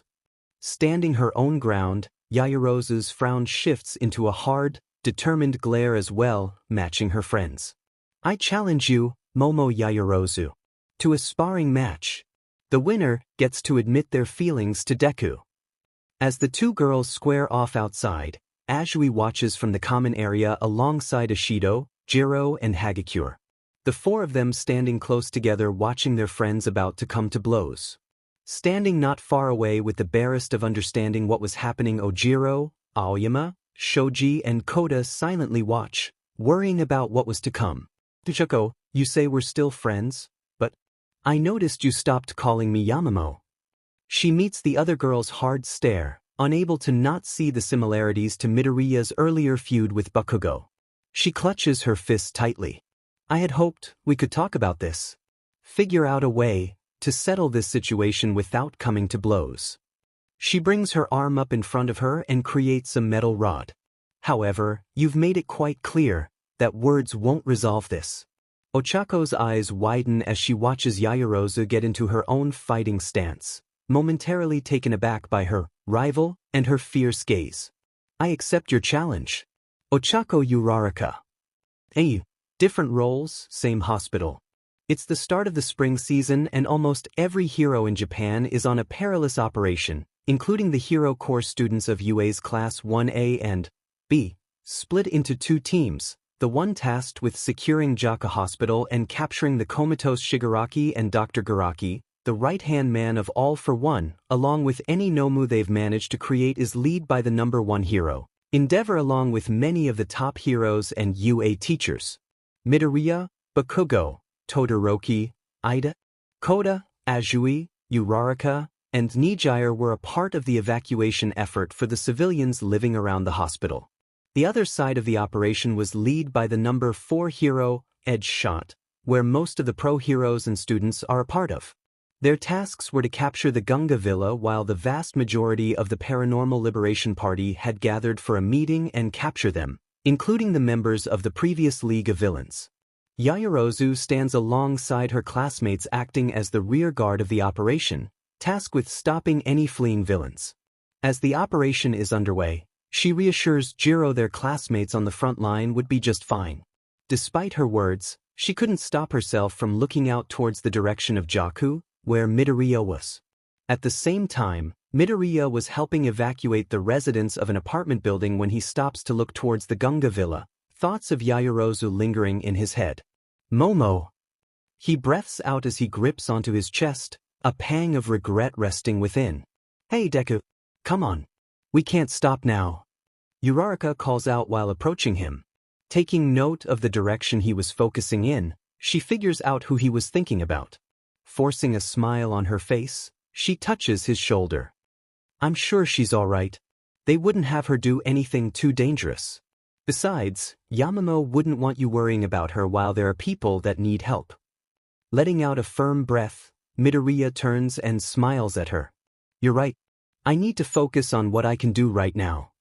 With that, he runs off to the next building, leaving his friend to look in the same direction he was with a frown. Whoever won, right, Yaoyorozu? As she said that, she thinks back to the night she challenged her rival and her interaction with Midoriya just prior. That evening, months ago, Midoriya sat on the bench, with a determination that rivals any he had during his previous fights. After talking with Todoroki and getting his support, he felt he had the chance to tell Yaoyorozu what he really felt about her. It was more than admiration and respect, and while he hadn't had a crush before, he was confident what he felt for her was genuine and real. The closest he could compare it to was, "There you are, Deku."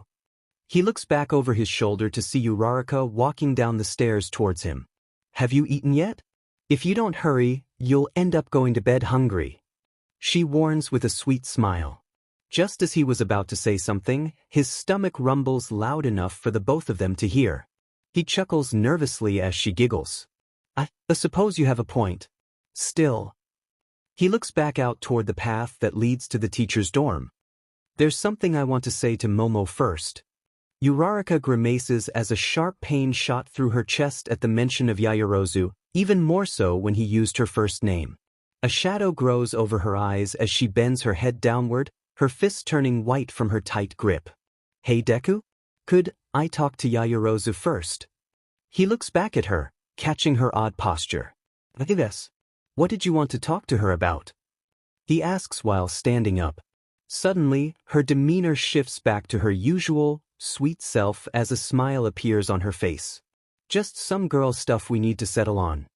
Midoria blinks at her with uncertainty, still having difficulties understanding girls. Oh, okay, he says weakly. He passes her and heads for the door while she stands in front of the bench. Midoria looks over his shoulder while grabbing the handle. Will you let me know when you two have, settled things? Count on it. She replies. He gives her a small smile, glances out towards the teacher's dorm, then heads inside. As soon as the door closes, Uraraka turns and sits on the bench, her smile turning into a frown at the sight of Yaoyorozu's silhouette in the distance. Behind her, their friends start to gather by the window while Ida urges Midoriya to eat. I will tell him. I will. Uraraka proclaims before turning to help with the evacuation effort. Meanwhile, both operations were on the verge of success. Mirko manages to damage the holding unit that Shigaraki was in, followed by Present Mike shattering it completely and capturing Garaki.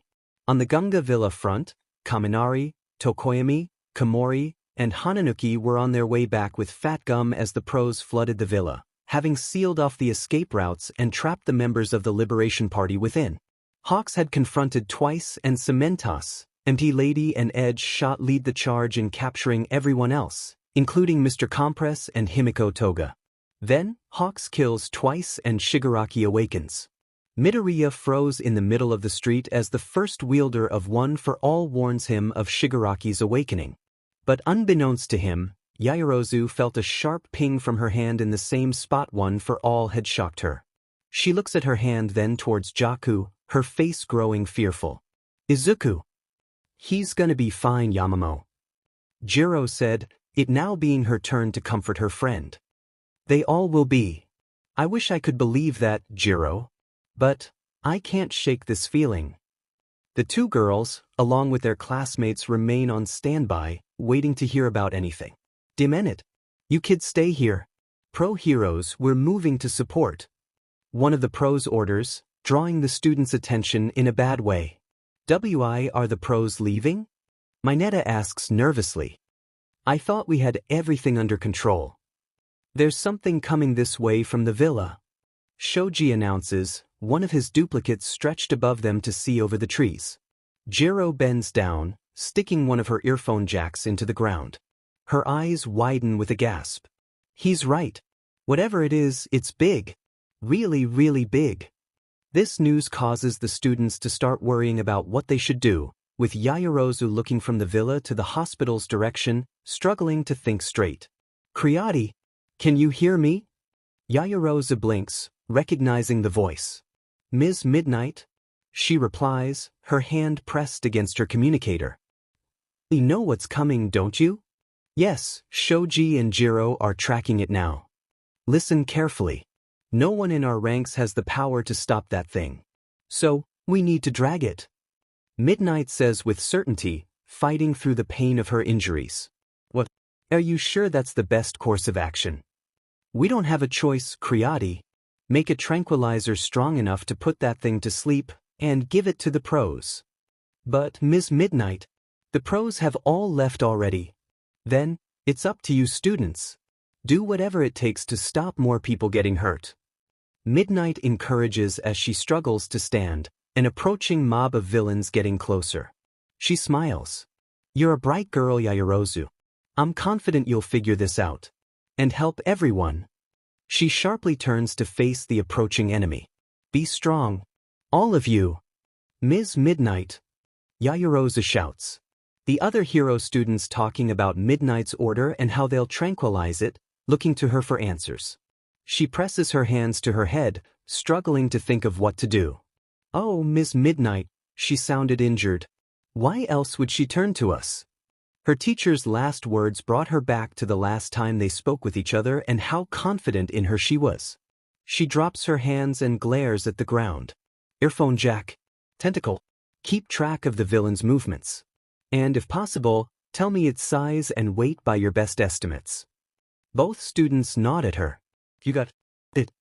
Shoji replies as Yaoyorozu turns to the other students, creating jars full of tranquilizer. Everyone else, get ready. We're gonna take down this villain. With what time they had the students work fast to create a trap that would give them a chance to get the drag into his mouth. Thankfully, Kaminari and the others had returned, letting them know about Tokoyami.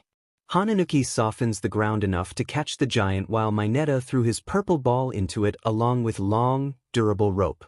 Meanwhile, Yaoyorozu creates explosives and plants them within the trap. I'll just save enough lipids to move. If what Shoji says is true, then the league is with the giant. That means... She grits her teeth at the thought of fighting Toga crosses her mind. This is it, everybody. Tokage warns, her torso and lower face floats close to Yaoyorozu as the top part of her head floats above the trees, watching Gigantomakia head towards them. Be ready. He's right in front of me. As she spoke, Yaoyorozu and the rest of the students quickly back away from the softened ground, the parts that were solid shaking with every step the giant makes. Suddenly he appears right over the tree line, roaring at them. He's on course. Almost there. Jiro shouts right before Gigantomakia steps into the trap, falling forward and causing Mr. Compress and Toga to get lifted into the air for a moment before they land back on the giant villain as he crashes into the ground, right in front of Yaoyorozu. Got him! She shouts. All at once, Sato, Kendo and Shishida grab hold of the durable rope and pull. This lifts Gigantomakia's head to reveal the ropes were stuck to his chin thanks to Mineta's ball. As the three of them struggle to pry open his mouth, Ibara and Siro attempt to restrain him using their tape and vines, but they snap almost immediately afterward as the giant continues to rise. It's a whole troop of UA students. Mr. Compress announces from Gigantomakia's back. Toga quickly scans the group of students, her eyes widening upon seeing Yaoyorozu glaring up at her. She is here. She WHPS her head around at the sound of Shoji, Aoyama and Ojiro running up the giant's back towards them. Aoyama, who was being carried by Shoji, fires upon them using his lasers, forcing the two villains to duck for cover. As they distract them, Jiro extends one of her earphone jacks up to paralyze them with her sonic attacks, but is stopped by Dabi, blasting his flames at the appendage. Suddenly, multiple orange discs scatter around the villains as Yanagi floats Kaminari into the air, giving him a chance to electrocute them all, only to be knocked out of the air by a barrage of broken building parts thanks to Mr. Compress releasing every marble he had. As this was happening, Sato and the others finally managed to get Gigantomakia's jaw to move. Open his mouth! He shouts, managing to pry it open enough for them to get their jars into the giant. That's it! Yaoyorozu shouts, pulling her arm back to throw her jar. At a dash. Before she could throw her jar, Toga suddenly appears beside her, having leapt down from the giant villain's back. The girl tackles into Yaoyorozu, knocking the two of them into the dense trees beside the trap. Even though she interrupted Yaoyorozu, the rest of the students managed to throw their jars, only for Gigantomakia to blow a large, powerful breath of wind, blowing both the jars and the students away right before Dabi adds his flames to the attack, lighting the forest on fire, and effectively trapping Yaoyorozu alone with Himiko Toga. She throws the villain off, getting into a crouch to take in her surroundings, the crackling of fire growing loud behind her. Oh no! She separated me from everyone else. Did she plan this, or was it an accident? I was hoping that Ochako or Tsu was here. Even better if Izuku was. Toga says, brandishing her knife, drawing Yaoyorozu's attention as she creates a metal rod. But you're trying to be a hero too, aren't you? Yamamo? Her eyes widen for a second, coming to the conclusion that Toga had heard one of her friends call her that during the licensing exams, when Toga was disguised as the Shiketsu student, Kami Atsushimi. She glares at the villain, rising into an improved fighting stance. If you know that name, then you already know the answer. The two girls lunge at one another, clashing their weapons together in skillful fashion as Gigantomakia starts to stand up again. Toga ducks down to cut at Yaoyorozu's stomach, only for her to bend at the waist, moving out of reach of the blade while bringing the end of her rod down towards Toga, who leaps back, giving the two some distance from each other. Stop this, Toga. Enough pain and suffering has been caused. Why do you want to make things worse? Worst for who? She counters. The sound of the other students shouting out, calling for Yaoyorozu as the villain continues. It's hard for me to live my life in the world we have now. The League are trying to change that and make it easier. She cries out, darting at the hero. Their weapons clash again, but this time, Toga manages to angle her knife in a way that lets her slash at the other girl's arm. Yaoyorozu gasps from the sudden pain, grasping at the cut as Toga leaps back. She looks at the drop of blood she managed to collect with glee. Behind her, Yaoyorozu can see Gigantomakia towering over the burning forest, tearing off the ropes with ease. As he starts to move towards the others, Tokige's torso and hands appear above the trees, finally spotting the two fighting. Creati! Plan B! Her shouts draw Toga's attention away from Yaoyorozu as she takes out her detonator. She smiles confidently while pushing the button. The explosives she planted go off, bringing the giant villain back down to the ground. Toga WHPs her head back and spots the detonator and the hero grinning. We aren't done yet, Himiko Toga.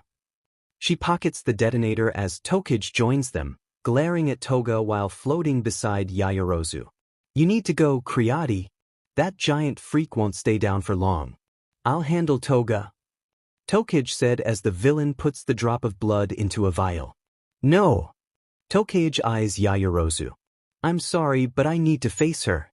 You're better suited with getting the tranquilizer in him. She grips her staff as Toga pockets the vial and brandishes her knife. This is something I need to do alone. You sure? Tokige eyes her friend. The sound of people attacking Gigantomakia draws her attention. Positive. Tokige spares one last look to her friend, nodding in understanding before shooting a glare at Toga, floating off afterward. Oh goody! I get you all to myself. Toga sings joyfully. Tell me something. Why do you believe it's hard for you to live in the current world we have? She asks, creating a bandage for the cut. What's there to tell? No matter what I try, people won't accept me for who I am. She lunges at Yaoyorozu, once again clashing their weapons together. As she parries an awkward angled slash, Yaoyorozu sent a thanks to the intense combat training she got while helping Midoria and Bakugo. What about you, hero? Toga continues, not letting up on her assault. Do you hate me too? Enough to want to kill me? Like that other hero did to Jin? While the two of them fought, the sound of people approaching grew louder, indicating the pros had caught up and had begun to swarm Gigantomakia.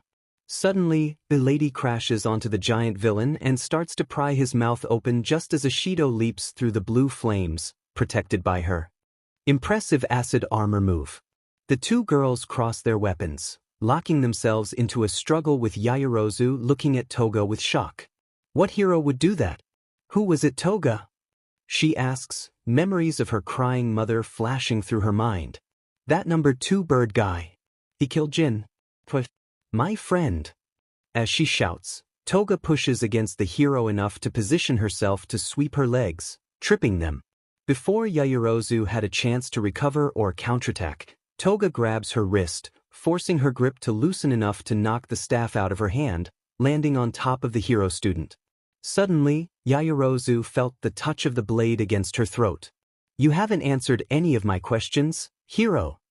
Toga said with a sinister hatred, her eyes glaring down at Yaoyorozu with a sharpness that rivals the blade to her throat.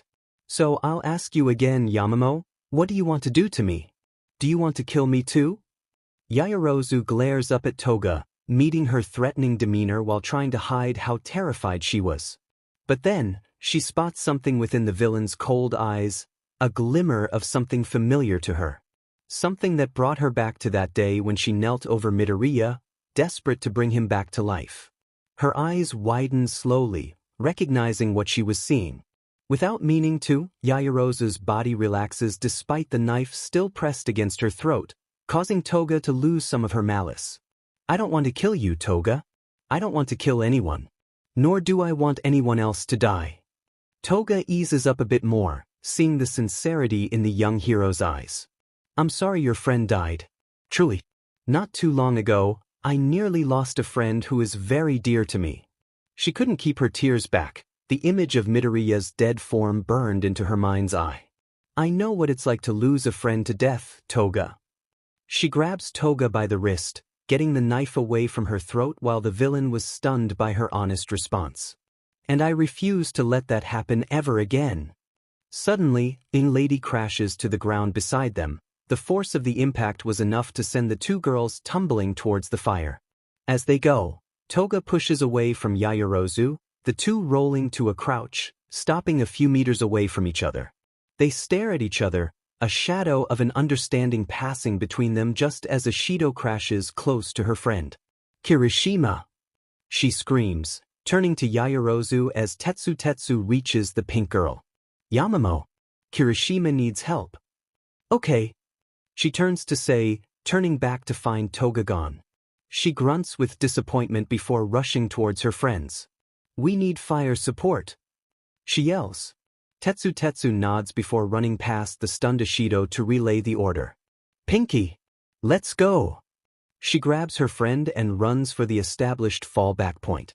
Toga, having returned to Gigantomakia, was being lifted up via his rising hand, watching her new friend running off towards the cliffs nearby. Toga, where were you? I thought one of the heroes got you. She heard Spinners say as they arrived to Gigantomakia's chest level. She began to say but was cut off by the sound of rock-piercing rock. The villains looked down at the giant's legs to find someone climbing up one of them very quickly. Think again. I am Red Riot. I won't let more blood be spilled. This ends here. Kirishima shouts just before launching himself up towards Gigantomakia, pulling a jar of tranquilizer out of his pocket. Toga spots it, throwing one of her knives and shattering it. Her eyes widen as the hero pulls out another jar, the one belonging to Ashido. He throws it into the giant's open mouth, smirking as it shatters against one of his teeth and spilling into his mouth. Just as he reaches for the airborne hero, he gets blasted by a barrage of artillery fire. Toga looks within the smoke and manages to spot the floating hero from earlier grab Kirishima, pulling him out of the smoke and Gigantomakia's reach. The League members look around to find the UA students within the part of the forest that wasn't caught in the fire, standing beside 3 anti-aircraft cannons. As they continue to fire at them, Hananuki uses his quirk to sink the burning trees into the softened ground, putting out the fires and creating a strong gust of wind. The powerful gust reaches a cliff edge, blowing off the cloaks that kept Yaoyorozu, Hagakure, Jiro, and Ashido hidden. Toga spots them, managing to meet her new friend's eyes as she speaks into her earpiece. Yamamo, I don't get it. You understand me. So, why are you happy being a hero while I'm happy being a villain? Suddenly, Gigantomakia places them onto his back just before he starts to change, morphing his body into a form that decimates everything and everyone around him, tearing through whatever stood in his way. You moron. You should be getting as far away from that guy as you can. We can't bank on erasure anymore. Who else is able to face off against him in the air? Bakugo stands on the decimated ground that was once Jaku City arguing with Midoria, who was using float and black WHP to keep the near-invincible Shigaraki off the ground. The other heroes around him either marvel at the display of determination in the boy or frustration as he watches his oldest friend fighting against the world's most terrible villain who desperately wants his quirk. His own frustration growing, Bakugo couldn't keep himself from thinking back to the many times he had trained with him over the last 3 months, working just as hard as Midoriya in order to keep pace. It became an even bigger challenge when Yaoyorozu started joining in not long after learning about One for All. A month ago. Go now, Smarty breathes. Bakugo shouts just as black WHP shoots past him. Right. Yaoyorozu rushes the defending Midoriya, her metal staff ready to strike the descending boy. On reflex, he fires another tendril at her, but she creates a shield in time to block it, rolling out of the way and closing the distance between them. She takes a swing, making him leap away and right into Bakugo, waiting with another explosive attack. Midoriya crashes to the ground, his hair a smoking afro, beaten. USCK at fighting multiple opponents, Deku. What good is black WHP if you can't multitask? Bakugo criticizes landing close by. Not far away, Yaoyorozu collapses to her knees, still getting used to how intense the two of them train. Bakugo looks at her. And Smarty breathes. You need to work on your stamina if you're tired after a warm-up like that. Apologies, Bakugo. She replies while trying to catch her breath. I haven't had to push myself like this before. Obviously. He shouts back, doing a far better job at keeping his own exhaustion from showing. Midoriya sits up, giving Yaoyorozu a friendly smile. Don't worry about it, Momo. You're still managing to keep up after all and have been a great help to us. She returns the compliment with a bright smile. Don't give excuses for being weak. All right, you three, take 5. Your classmates will be here soon, so rest up. The three of them look to see All Might making his way towards them, an easy smile on his weakened features. Bakugo grunts before heading for the cement seating by the wall where his water bottle along with Yaoyorozu's school uniform rests. Midoriya stands and makes his way to Yaoyorozu, helping her to her feet as All Might reaches them. And young Yaoyorozu. The two students look to him just as he stops before them. I know you're doing this to help young Midoriya, but I hope you're also taking advantage of this time for your own improvement as well. I'm All Might. Training with Izuku and Bakugo have shown me just how much stronger I can grow. Not just my quirk, but me as a whole. She smiles at the two of them. I'm thankful for the experience and hope I can help in whatever way I can as well. She lingers her gaze on Midoriya, who turns his blushing face away in embarrassment, causing her to giggle. Hey All Might. We're here. The three of them look to the training facility's entrance to see Siro, Azui and Uraraka entering through it. Yaoyorozu frowns upon seeing Uraraka, making the girl flinch when she finally spots her. She averts her eyes as Azui gives her friend a sympathetic look. Yaoyorozu turns her gaze to All Might while trying to hide her frustrations. I'm sorry, All Might, but could I return to the dorms? I may have pushed myself too much with that last bout. Both All Might and Midoriya look at her with concern. That should be fine. Go rest up. We have another tough day of training tomorrow. With that, he turns to meet the approaching students, leaving her alone with the still worried Midoriya. He looks between her and Uraraka with a concerned look before addressing Yaoyorozu as she's about to leave. Hey Momo, is that the only reason you're leaving? She turns to meet his concerned gaze, growing nervous. What do you mean? It's just that I've noticed you and Uraraka have been avoiding one another for a while now. Ever since she told me you two had some girl thing to settle. She stares at him for a moment stunned, before turning to Uraraka, her eyes narrowing into a glare. Is that what she said? She holds the glare for a moment before letting out a heavy sigh. It seems we haven't settled things just yet. She says under her breath before looking back at the boy with a sad smile. I'm sorry for worrying you about this, Izuku. I promise, I'll tell you everything as soon as Uraraka and I have settled our differences. All right. I hope it's not too serious an issue. He says with a kind smile, completely oblivious. She nods in agreement before turning to retrieve her clothes, her sad smile turning into a frown. You want to tell me what the beef is between you and Pink Cheeks? Bakugo asks once she reaches the cement bench, picking up her clothes. It's a girl thing. Nothing for you to worry about, Bakugo. That's CRP and you know it. She freezes in place as he continues. You two are fighting over Deku, aren't you? She shoots him a hard look that he meets with his own. I'm not stupid, Yaoyorozu. And neither is he. You gotta know it's getting to him, right? She slowly looks at her clothes, standing before the cement bench, holding them to her chest. You hate how powerful Izuku is getting, don't you? Bakugo fully turns his glare at her, letting a low growl escape his throat. She looks at him with a stern one of her own, continuing. In her case, she hates how close I've gotten to him. Her face softens, causing him to ease up as well. She won't give up on trying to win his heart. And if I stand in her way, she might resent me. Hearing this stuns Bakugo, forcing him to reflect on the life he shared with Midoriya and the resentment that it brew. Yaoyorozu grips her clothes tightly. I hate that I can't just tell him what's going on or how I feel about him. But I don't want to lose my friend either. He eyes her with as much a sympathetic look as he was capable of, watching her turn to leave with moisture in her eyes. You can understand that, can't you? The two of them share a quiet moment, the voices of All Might and their friends echoing throughout the building, the only noise. Do what you gotta do. Vice Republic? He turns to look out to the others just as she turns to look at him with surprise. It melts into a warm smile. Thank you, Bakugo. He keeps his gaze on Midoriya and All Might talking with their classmates as Yaoyorozu walks away, his mind filled with questions for All Might and the things he needs to say to Midoriya.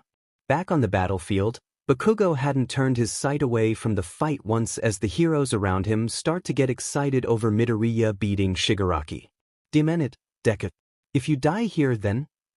His mind recalls the conversation with All Might about the fourth wielder and why he had scratched out the part about his death, his concerns about Midoriya not thinking about his own well-being and what he desperately needs to say to his childhood friend. Suddenly moments of their lives flash through his mind, ending with the one where we watch as Midoriya and Yaoyorozu sparring together outside the dorms, the look of concern Midoriya had towards Yaoyorozu, and the smile she had when she thanked him.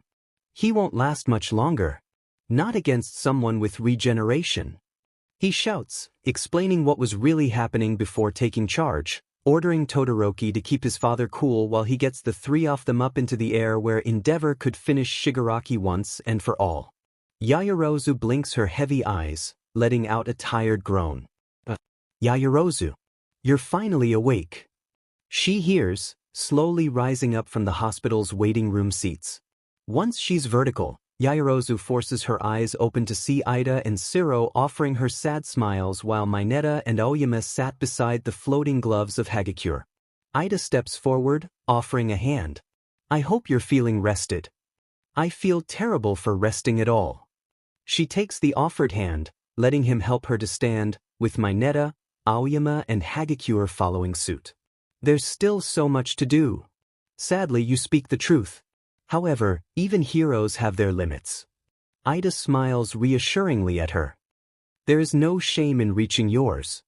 Yeah, Yamamo. And you needed a nap more than any of us. Hagakure adds, the other three heroes nodding in agreement. She looks at them with a reluctant smile. If you're able, I can fill you in on what you missed on the way to the others. Ida said, lead the way. She responds, following the Class 1A representative along with the rest of their class. After Gigantomakia transformed, he went on a rampage, decimating the pros while making a straight line for Shigaraki. She and the other students managing to avoid the brunt of the attack thanks to Majestic sending them out of harm's way. She places her hand over the wound she got while fighting Toga as a tear falls down her cheek, recalling their efforts to finding the pros and helping them. The sight of Ms. Midnight and Majestic, along with the others that didn't survive the assault, were burned into her mind. She struggles to refrain from berating herself for failing to uphold the words she said to Toga. As the group of students enter an elevator that would take them to the floor housing their injured classmates, Ida explains what happened at Jaku. He had arrived not long after Todoroki along with Nijire. Shigaraki was gravely wounded and Gigantomakia was closing in, so Todoroki and Nijire made a desperate attack to finish him only for the giant villain to arrive. He told them about Dabi being Todoroki's eldest brother, Genus' return, Lemillion's arrival and even the pack of Nomu. Endeavor's heroic assault against Gigantomakia, the success of their efforts with the tranquilizer, and the unfortunate villain's escape and immediate attack on the Quirk prison, Tartarus. He made sure to pay special attention to Midoriya, Todoroki, and Bakugo's contributions as well. The elevator doors open and the 6-hero course. Students exit, heading towards the room where Jiro, Tokoyami, and Kaminari rested. After speaking with them, making sure they were all right, Siro and Mineta went to Bakugo's room while the rest check on the others. They visit Todoroki, where Shoji, Ashido, and Kirishima were with him. Ida is about to leave not long after to check with Midoriya, offering Yaoyorozu to join him. Fearing Uraraka would undoubtedly be there, she declines. I'll stop by soon, I promise. Please excuse me. She gives a quick nod before leaving, managing to block the view of more tears from her friends. Todoroki watches her go, his throat burn preventing him from speaking at the moment, having heard what happened to the pros at Gunga and how much Yaoyorozu stepped up to take charge. Man. After everything we did, and we still failed. He turns to Kirishima, watching his red-haired friend clutch his fists in frustration. And with the prison breaks going on, it's hard to find a bright spot in all this CRP. We're alive, Kirishima. That's a bright spot if ever there was one. Shoji said confidently. Sure, but we're heroes. We should have saved everyone.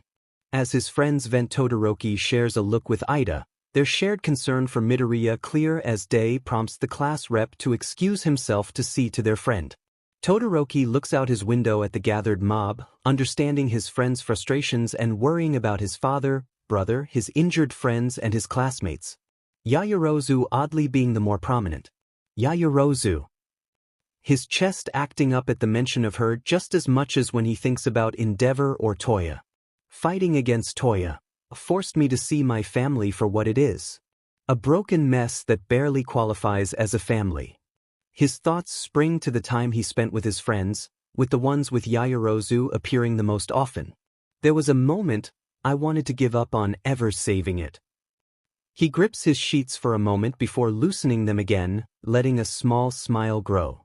But what you did at the Gunga Villa, rallying everyone together in the face of a hopeless situation, I will save my family. That includes Toya. He manages to spot his mother, Fuyumi and Natsuo slowly making their way through the mob. And maybe, by doing so, I'll get a better understanding on romance and what I had towards you. Yaoyorozu throws open the door to the roof, tears flowing freely from her eyes as she struggles in vain to contain her emotions. Then, upon reaching the middle of the roof, she releases her hold, falling to her knees and letting out a wail. The sadness, grief, confusion, stress, joy, anger, frustration.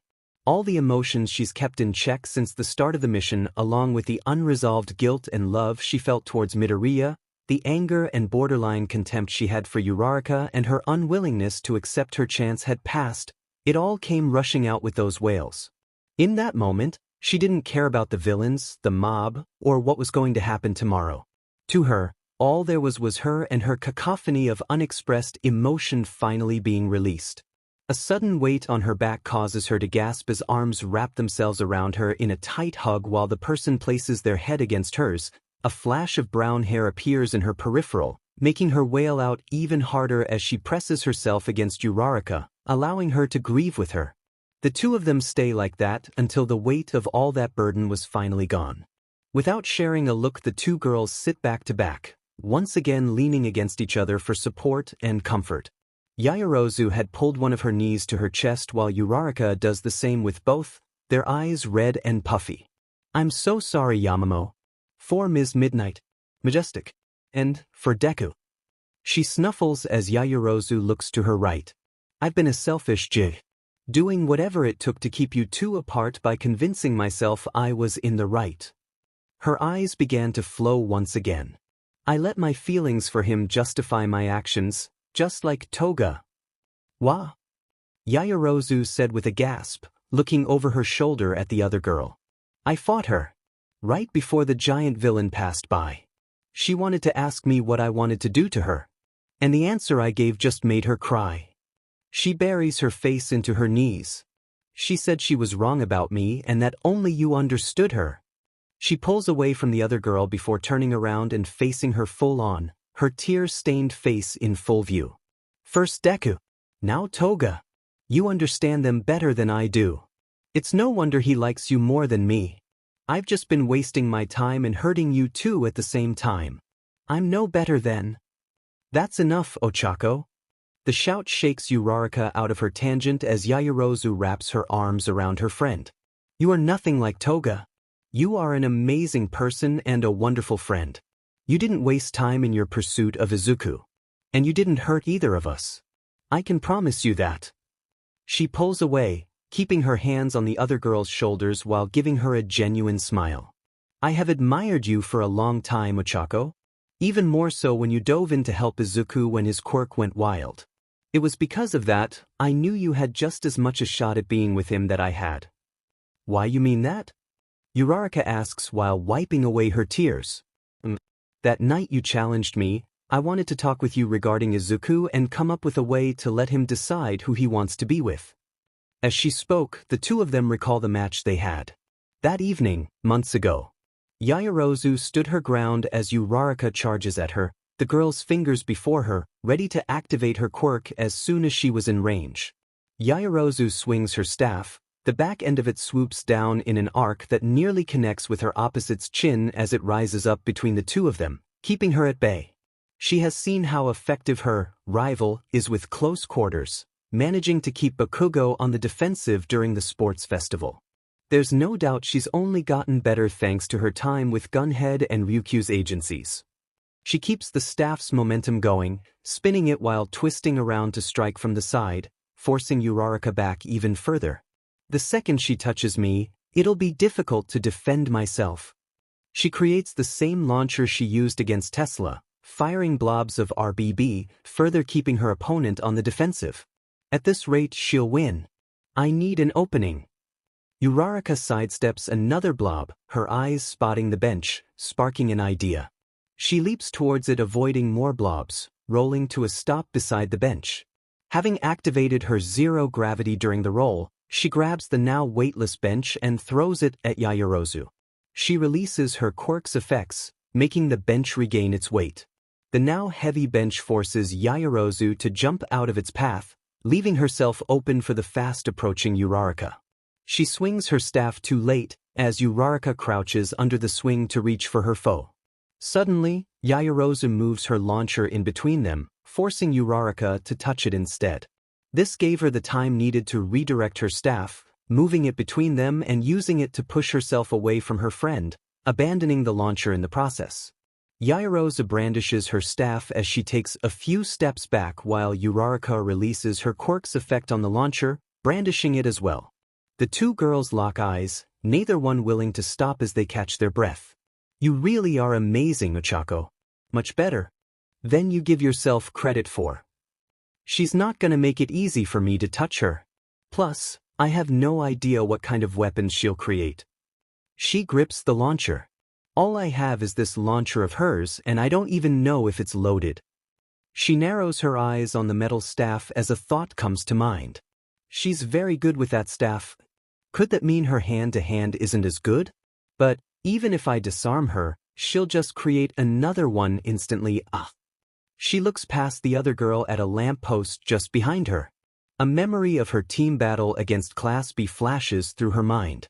That's it. She suddenly rushes the other girl, brandishing the launcher like a club. Yaoyorozu holds her ground as her arms glow, creating a net, throwing it in hopes of catching the charging girl. Uraraka activates her quirk on herself, leaping into the air and over the thrown net. Catching her opponent off guard, Uraraka releases her quirk, plummeting right at Yaoyorozu, forcing her to leap back towards the lamppost. There. As she lands, she resumes her charge, using zero gravity on the launcher and throwing it. It rockets towards Yaoyorozu, who prepares to knock it away, but as she reads its trajectory, she becomes confused.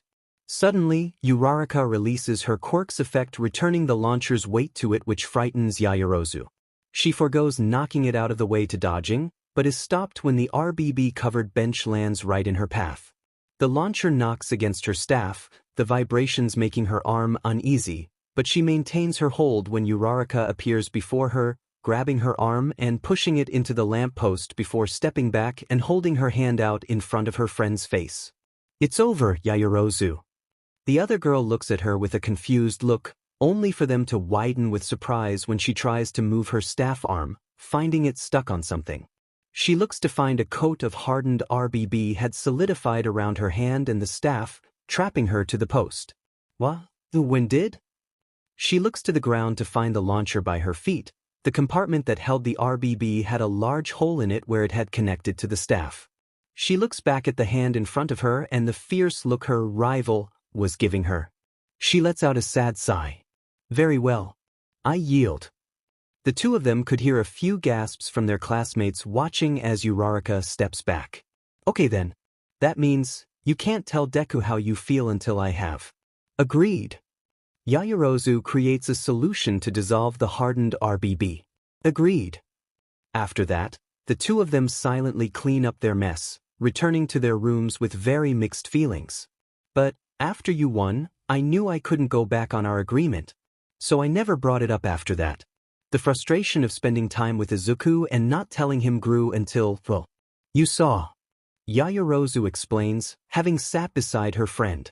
Still confident I didn't hurt you too with my stalling?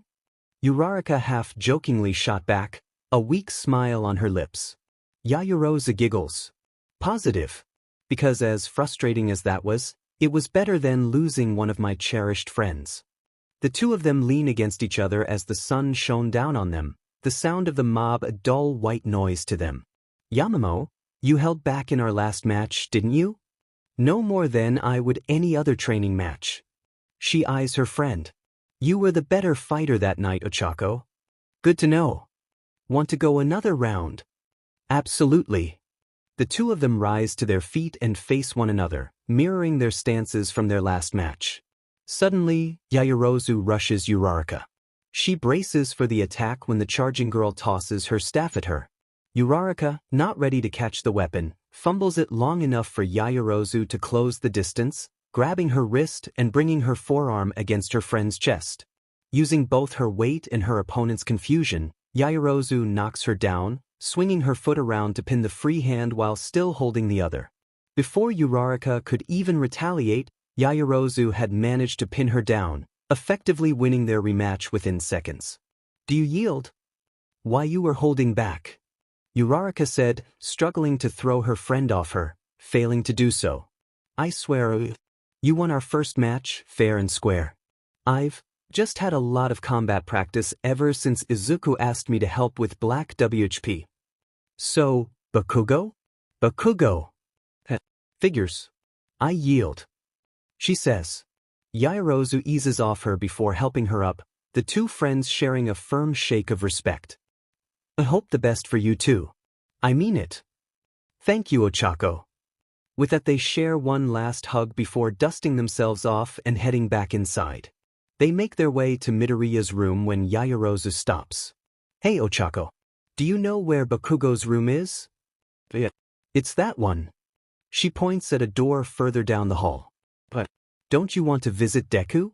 Yes, very much so. But, knowing Bakugo, he'll throw a fit when he wakes up. I figure I'd go and try to lessen his outburst. That's not a bad idea. The two girls sigh with exhaustion regarding Bakugo and his tendency for yelling. Yaoyorozu continues down as Uraraka makes her way to Midoriya's room. As she approaches the door, Hagakure runs out of the room, spotting her friend. One of her gloves waves. Yamamo. Mr. Grumpy's awake. Who ya calling grumpy? See through? See. Hagakure says, her gloves indicating towards the open door. Yaoyorozu giggles as they pass. I'm going to find a nurse. Hagakure, could you hold on for a bit? The invisible girl gives her an invisibly confused look. I'd like to speak with him first. Okay. Yaoyorozu smiles before entering the boys' room, finding Sato and Shiro standing beside his bed while Mineta tries to hug him.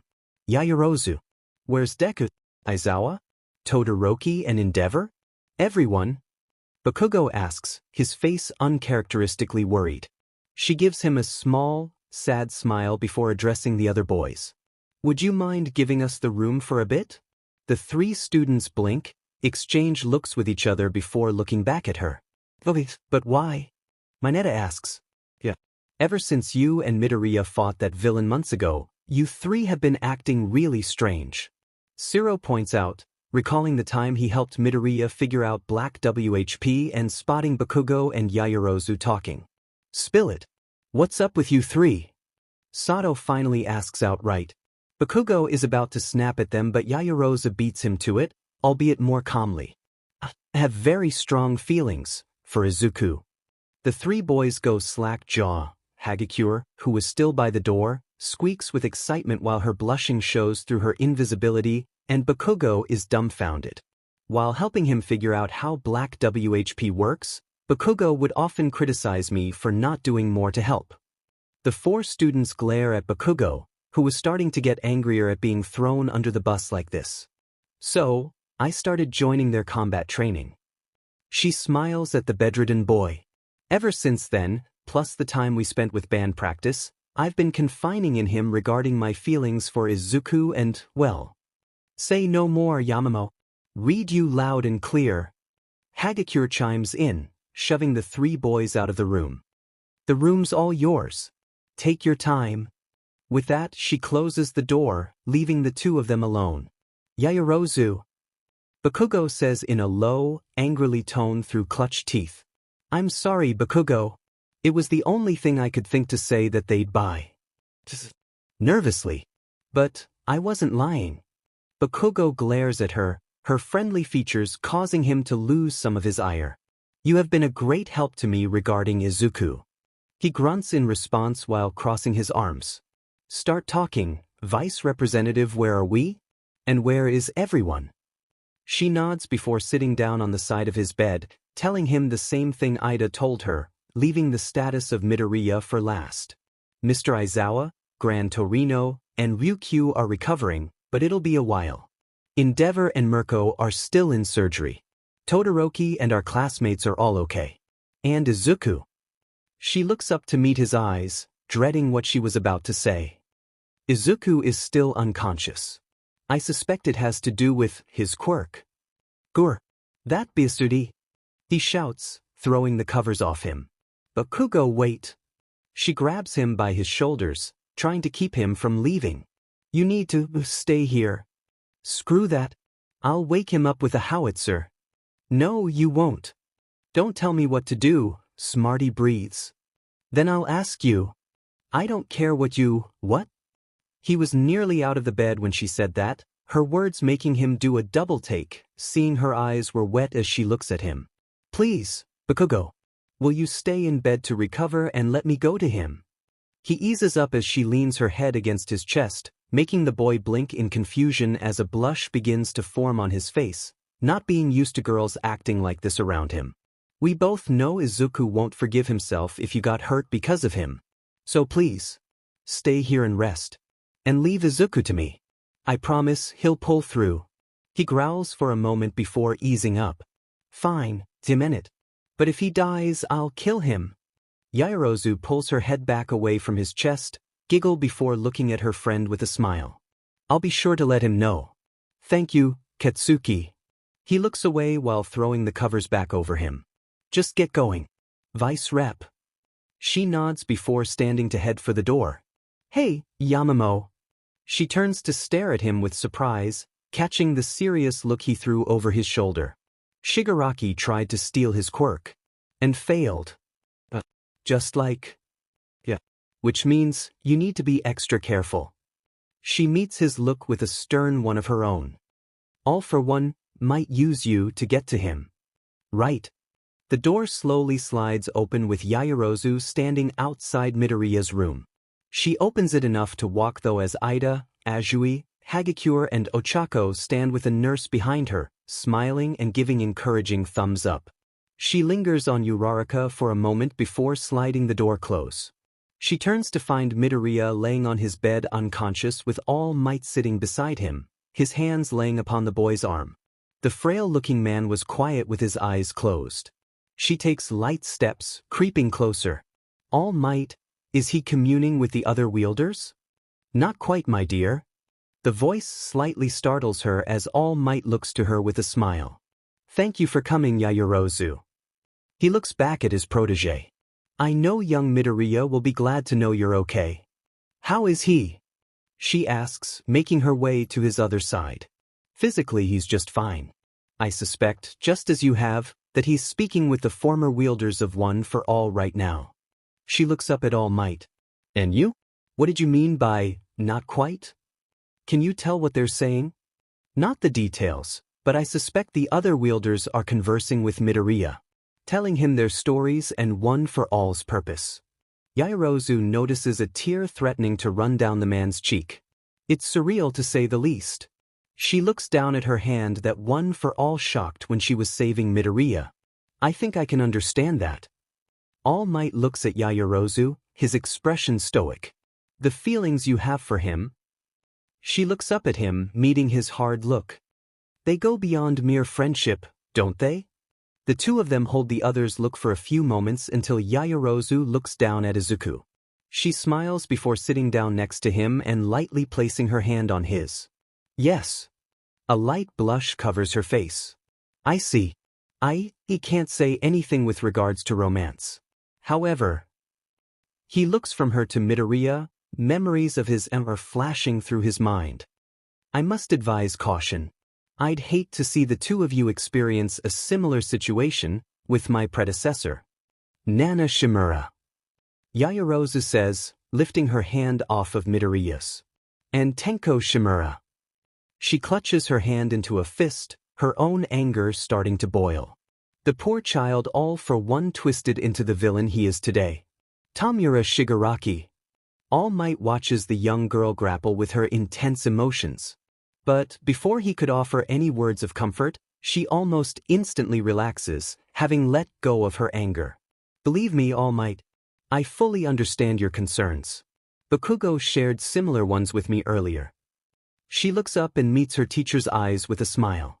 And I already have a solution. Ms. Midnight, she once told me that any challenge can be overcome when you take a second look at it. She looks at Midoriya, placing her hand on his once again and giving it a light squeeze. That solution is, defeat all for one. All Might stares wide-eyed at Yaoyorozu, radiating confidence that reminds him of Midoriya throughout his training with One for All. But also, suddenly, a glow emanates from Midoriya's chest. It grows bright enough to blind the two of them for a second. Once he's able to see, All Might blinks his eyes until he can see clearly. And what he saw made him very nervous. Yaoyorozu was unconscious as well now and laying on top of Midoriya, their heads right beside one another. What is going on? He reaches out to shake her awake when suddenly there's a knock at the door. CRP. He looks at the two teen students laying together right in front of him. This won't end well. Yaoyorozu opens her eyes suddenly, finding herself no longer in the hospital. She was standing at the edge of a large piece of a building's floor with 8 chairs placed in a crescent row with a wall just behind them, floating in the apparent void of space. 2 men stood at the wall, their backs to the group, while most of the chairs sat people she recognized by not only the descriptions All Might provided, but also the image that flashed through her mind when One for All shocked her. The former wielders of One for All stare at her with just as much surprise as she was, with her shock turning into embarrassment upon seeing Midoriya standing before them, naked. Save for a black and green mist that manages to cover his private area. Izuku. His face was just as red as hers. And Momo. So, you really believe it to be that easy? The new voice startles Yaoyorozu, whipping her head around to see the most appealing and opposing woman she had ever seen towering over her with an angry scowl. Nana Shimura places her hands on her hips as anger radiates off her in waves that rock the younger hero to her core. It very nearly rivaled the feeling of death she experienced when All for One revealed himself. Well then, why don't you show me just how you intend to defeat All for One?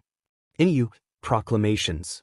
The door slides open with All Might standing in the doorway, being greeted by an injured Hawks and Best Jeanist. It's nice to meet you, All Might. Hawks greets, using his medical collar and phone to speak while Jeanist poses beside him. You're Hawks, right?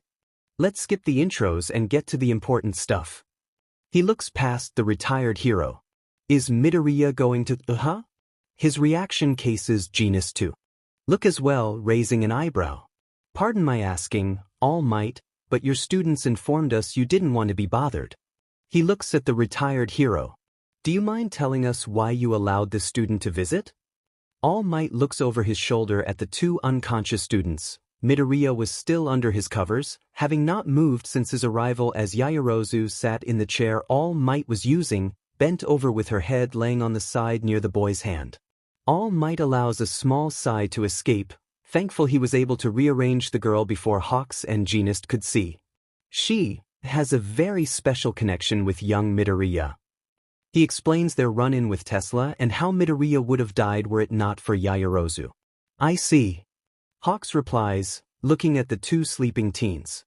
She must have been exhausted with worry over him, finally getting rest when she knew he was okay. Why's? The poor girl barely sat down before passing out. All Might fibs. As for Midoria, he'll pull through this. He should be conscious soon. He narrows his eyes at Hawks. But he's not the only reason you're here. This is about Midoria, and one for all. Hawks explains. All Might's eyes widen upon hearing the name of his former quirk. Hawks explains how the name was heard and spread to reporters while leading All Might to the hallway. As he does, Uraraka, Ida, Azui and Hagakure look inside with Ida getting agitated to see a boy and girl sleeping so close to each other while the three girls gush over it, all of them full of worry.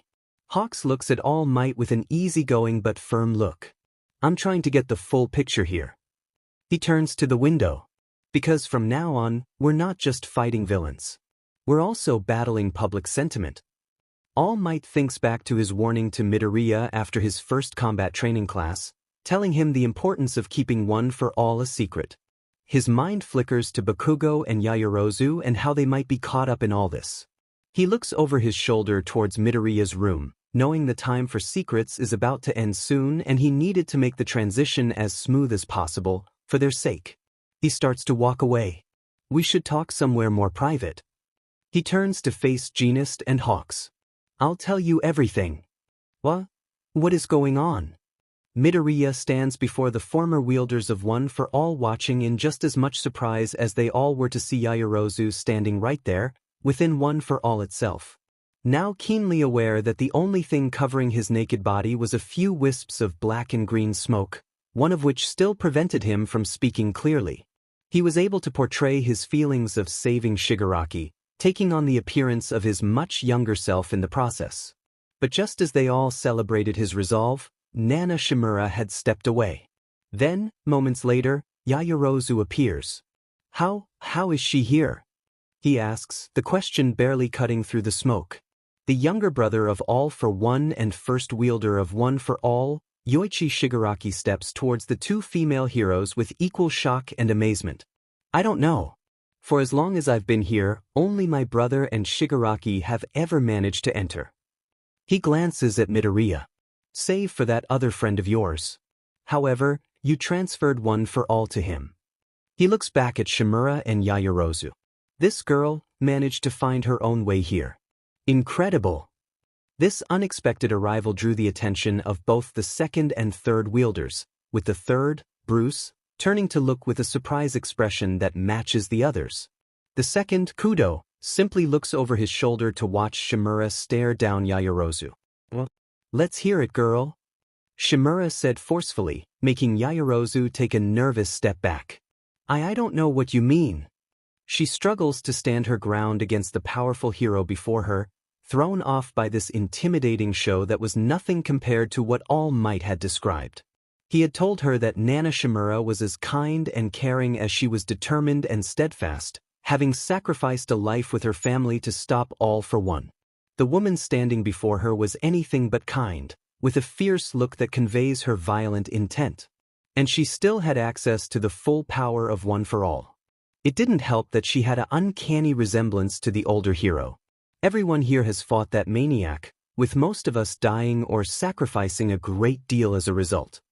Shimura suddenly flexes her entire body, the action causing a shockwave that nearly knocks Yaoyorozu off the floating piece of building they stood on.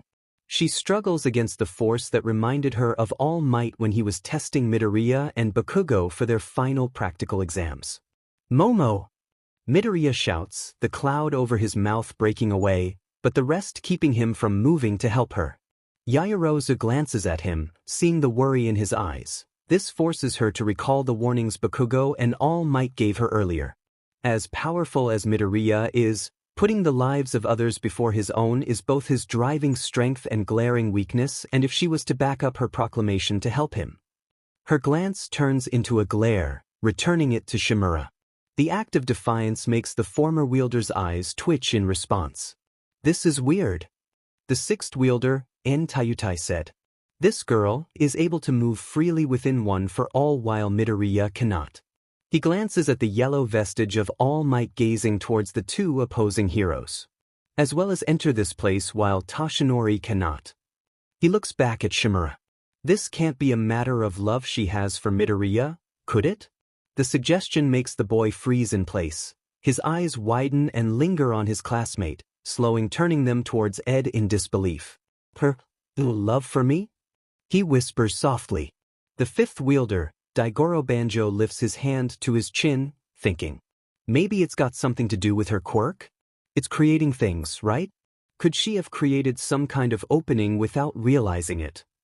Yoichi, En, and Midoria eye the big man contemplating the theory, while the fourth user, Hikage Shinomori, Bruce, Kudo, and All Might's Vestige continue to watch Shimura ease off with her show of power. All of us tried and failed to put an end to All for One, and he's only gotten stronger. So tell me, girl. She shifts into a fighting stance similar to one the two students recognize All Might have used at times. How will you succeed where we failed? She shouts before launching herself at Yaoyorozu. Midoriya and the other wielders watch in horror as she pulls her fist back, meaning to hit the young girl with a strong punch. Suddenly, a thick layer of titanium appears from Yaoyorozu's arms, protecting her from the brunt of the punch as it connects, but still sending her flying backwards into the void. Shimura quickly follows as Midoriya continues to struggle against the smoke, managing to dissipating it with every movement. Meanwhile, Yaoyorozu rockets through the space until she grits her teeth, creating a highly advanced jetpack, providing her the means to slow herself down. The weight of the titanium shield was growing too much for her, making her create a highly sophisticated battle suit that incorporates the costume themes of Midnight, Majestic, All Might, Bakugo, Uraraka, Midoriya, and her own. The helmet resembles Uraraka's with Bakugo's headgear while wearing Midnight's mask. Her arms took after All Might's last costume and Midoriya's gloves. Her torso took after her own costume, while her legs took on Majestic's breathes and waist cape. Well, when could I do this? She looks over the battle suit, amazed by how easily it allowed her to carry the titanium shield. Suddenly, her helmet lights up, warning her of the fast-approaching Shimura. She turns to block the hero just as she reaches her, surprised to see the new suit but not showing it. The power to create anything. She grabs the shield and tosses it, readying another punch when Yaoyorozu shoots her open hand out at her, unleashing an explosion that pushes Shimura away. Katsuki. She grips her hand and gets into an odd fighting stance, having never fought in the air before. I don't know. She shouts as Shimura floats before her, the smoke from the explosion vanishing. I wish I knew how to stop All for One for good. But I don't. What I do know. She glares at Shimura, making her noticeably flinch. I won't let Izuku face him alone. Shimura's eyes widen, recalling the time she fought alongside Gran Torino and All Might before her final battle with All for One. She glares at the young hero, flexing her body again, but this time, Yaoyorozu doesn't budge. Sentimental promises like that aren't enough to save anyone. She flings herself at Yaoyorozu, who barely registered her movements thanks to her suit. She narrowly avoids the blow to her head before clutching her fist and driving it into Shimura's stomach, managing to knock the wind out of the older hero. Momo Yaoyorozu.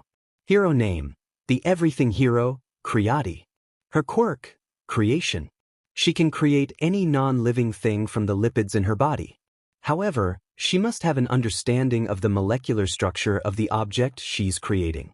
Present Mike says from beyond the void to inform the readers. That being said, she has been through a lot and training her quirk all the while. Not only increasing the amount of creations she can make at once, but also dabbing into theorizes to expand the scope of her creation limits. Like other organisms and even forms of energy. Shimura recovers, grabbing Yaoyorozu's arm and bringing her knee up, connecting against her stomach, making the student gasp in pain before punching her across the face, the helmet cracking from the blow. Yaoyorozu shakes off the blow and activates compartments from her gloves, unlashing a cloud of fragrances that works similarly to Midnight's somnambulist quirk. It spreads fast, acting like a smokescreen that hides her from Shimura, though having little effect besides. Ever since she was shocked by One for All, Yaoyorozu has been in mental and emotional turmoil, causing her stress that began to have a dramatic effect on her quirk, forcing it to grow and evolve. Add to that the current understanding of quirks she knew of and the rundown of One for All from All Might, and she was in a position to push that evolution to the next level. Unbeknownst to her, obviously. Shimura, while having access to danger sense, couldn't detect Yaoyorozu. She quickly claps her hands, blowing the fragrance away to find the other hero had vanished. Waff!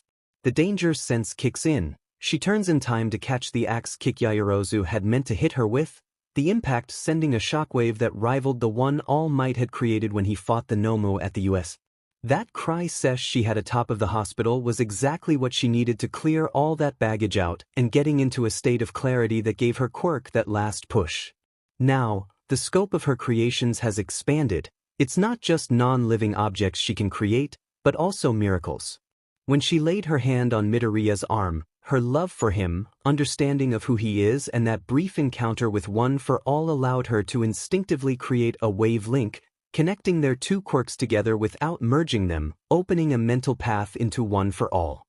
Shimura looks at the fierce determination on the young student's face, a small smirk appearing on her face. "Oh, I've had my eye on you ever since One for All struck you. I was worried your growing affection for Izuku would be used against him in the coming battle. And while that still may happen..." She easily catches Yaoyorozu's fist as she tries to punch her, throwing both her arms out and putting her off balance long enough for Shimura to connect another punch to her stomach, one strong enough to send her flying back towards the space the other wielders were watching from. "I'm convinced you won't make it easy for that freak." Nana Shimura caught onto the link and used it to bring Yaoyorozu into One for All in order to test her resolve and give the girl a chance to truly become the everything hero. Midoriya and the past wielders had been watching the fight, all the while chipping away at the cloud keeping him from moving. If it is her quirk, then she'll quickly draw the attention of All for One. Midoriya looks over his shoulder at Bruce, who had fully turned away from the wall and stood beside All Might's vestige. If we're not careful, he could steal it and use this new route to circumvent One for All's method of transfer. The wielders exchange worrying looks as Midoriya stares at All Might's vestige, its presence having a calming effect on him, sparking memories of their various talks throughout their training. The last being their pact about the future and fighting fate together. The ground shakes as Yaoyorozu crashes right behind him. Midoriya turns to see her wearing a battle suit that reminded him of their friends and teachers. "You've gotten so much stronger, Momo." "And I..." He spots Shimura rocketing towards them as Yaoyorozu struggles to stand. Seeing this causes him to activate One for All, his eyes full of desperation. "Won't let All for One?" The smoke blows away as his costume appears on him, the other wielders watching in awe as All Might's vestige nods in approval. "Take that away from you." Yaoyorozu gets to her knees, her eyes never straying from the incoming Shimura, who was now within striking distance. Her fist was ped back with murderous intent within her eyes. "No, not like this. I've come so far, made up with Ochako, earned Katsuki's acknowledgement. And Izuku." She smiles, closing her eyes while thinking about him, recalling their first sparring match outside the dorms, wondering if he liked her. Suddenly, a large gust of wind blows past her. "I won't let you hurt her anymore." Yaoyorozu's eyes fly open, seeing the fully clothed Midoriya standing before her, glaring at Shimura while holding her punch back with one hand. As she relaxes, her battle suit fades away, revealing her normal costume. Her strength returns, allowing her to stand up, creating a metal staff while getting into a fighting stance, glaring at Shimura along with Midoriya who, having picked up on her movements, knocks Shimura's hand away before leaping backward to stand beside Yaoyorozu. "Why are you doing this?" he finally asks. Shimura meets the two students' glares for a moment before standing straight, her aggressive demeanor vanishing, replaced with a gentle smile and sad eyes. "I wanted to test your resolve, Momo." The two teens stare at her with confusion, standing up straight as well. "All for One is not to be taken lightly," she explains, her face going hard and angry once again by just mentioning him. "He is a relentless monster, hell-bent on nothing less than world domination." She looks at Yaoyorozu with a pained look. "He will not hesitate to exploit those closest to Izuku." Midoriya clutches his fist knowing she was speaking the truth. Despite himself, he looks at the girl beside him, confident in her ability to protect herself and others, but worried for her safety all the same. Yaoyorozu meets his eyes, seeing the war waging within them regarding her. Even now, people are quick to point out this inevitable outcome should she involve herself further. She recognizes their intentions, speaking out of their natural concern for others, not their doubt in her abilities. Doubts she herself has had since developing these feelings for him. She gives him a warm smile, the act instantly calming the battle within his mind as his eyes widen with amazement. They share this look for a moment before she turns it towards Shimura, causing the same reaction from her. I'm fully aware of the risks I'm taking, Nana Shimura. I know full well that I'll likely be used against Izuku before this nightmare ends. She grips her staff as everyone watches, including Kudo, his head turned to look over his shoulder at her. However, that is to be expected when you're dealing with villains. All the heroes who have wielded one for all gasp in shock at her statement, bringing the magnitude of this threat down to its most basic truth: all for one is a villain. And stopping villains, no matter how powerful, is their duty. All for One and Shigaraki have threatened not just Izuku, but all our friends ever since their attack on the USJ. She says, the two of them recalling all the times the League of Villains have attacked their class. From Kurogiri separating them to Tesla threatening Kaminari and Jiro and Shigaraki trying to use decay on Aizawa and Azui. Stain attacking Ida, Todoroki and Midoriya while the Nomu wreaked havoc in Hosu. All for One's involvement with the villain group that took New Island hostage. The Vanguard Action Squad's attack on their training camp that led to Bakugo's kidnapping and the Kamino incident that caused widespread death and destruction. Himiko Toga's infiltration of the licensing exam by posing as Kami, as well as their involvement with the Shai Hasaikai that had used Eri in such a horrific way. That memory causes both Yaoyorozu and Midoriya to grit their teeth. Their involvement with Nine and his attack on Nabu Island. The destruction of Daika City, Jaku City, Gunga Villa, and the many other sites Gigantomakia devastated along his path. I know the possibility of getting used to hurt Izuku is high, but I won't stand by and let him fight All for One and Shigaraki on his own. She fails to keep her tears from flowing down her face. The sudden image of Toga and Uraraka flash through her mind. I'll stand by his side and do everything in my power to support him. And be there at the end, when he finally defeats them. The former wielders stare at the girl, blown away by her brave proclamation as admiration and respect fill them. Nana Shimura smiles brightly as her own tears fall. The silence started to get to Yaoyorozu, making her blush a light pink. Thank you, Momo. She looks at Midoriya, his own eyes moist but full of no small amount of gratitude and even letting the affection he felt towards her sparkle through. The sight made her flush as her heart began to beat faster. I'm glad to hear it, young lady. The new voice snaps the two teens out of their moment. They both turn to see Kudo and Bruce standing beside Yoichi as all 8 former wielders of One for All stood together, ready to help. Kudo looks at the two of them with a determined look that made them think of Bakugo. It's drive like that, that'll stop villains. And save the world. Ha, what? You call yourself a hero? And here I thought this would be fun. Yo Shindo. Hero name, Grand glares up at the villain that had been reported to be rampaging around this area. A jailbreaker straight out of Tartarus itself. The mass murderer that was once a part of the League of Villains, muscular. His body was covered with muscle fibers, seemingly protected against his vibrations. He smirks up at the villain while placing his hand against the villain. I'll show you how a hero with fortitude can take on any villain. He shouts, using his quirk on him. Ha! Is that all you got? You think a little massage like that is gonna hurt me? I can't even feel it under all this muscle. Is that so? We'll just see about that. He increases the power of his vibrations, running the risk of taking himself out of commission. I'm gonna rattle your brains out of your thick skull. Muscular raises his fist up, intending to finish the hero off. You just lost your chance too. He cries out, his arm flinching from a sudden stab to it. He turns his arm around, showing the two of them a drill bit-looking rod sticking out of it. What the? How'd you stick me with this? He didn't. Yo grunts out. The rod starts up, quickly drilling into his muscles. Muscular lets him go, reaching for the spot the drill dug into. Hey, get this thing out of here.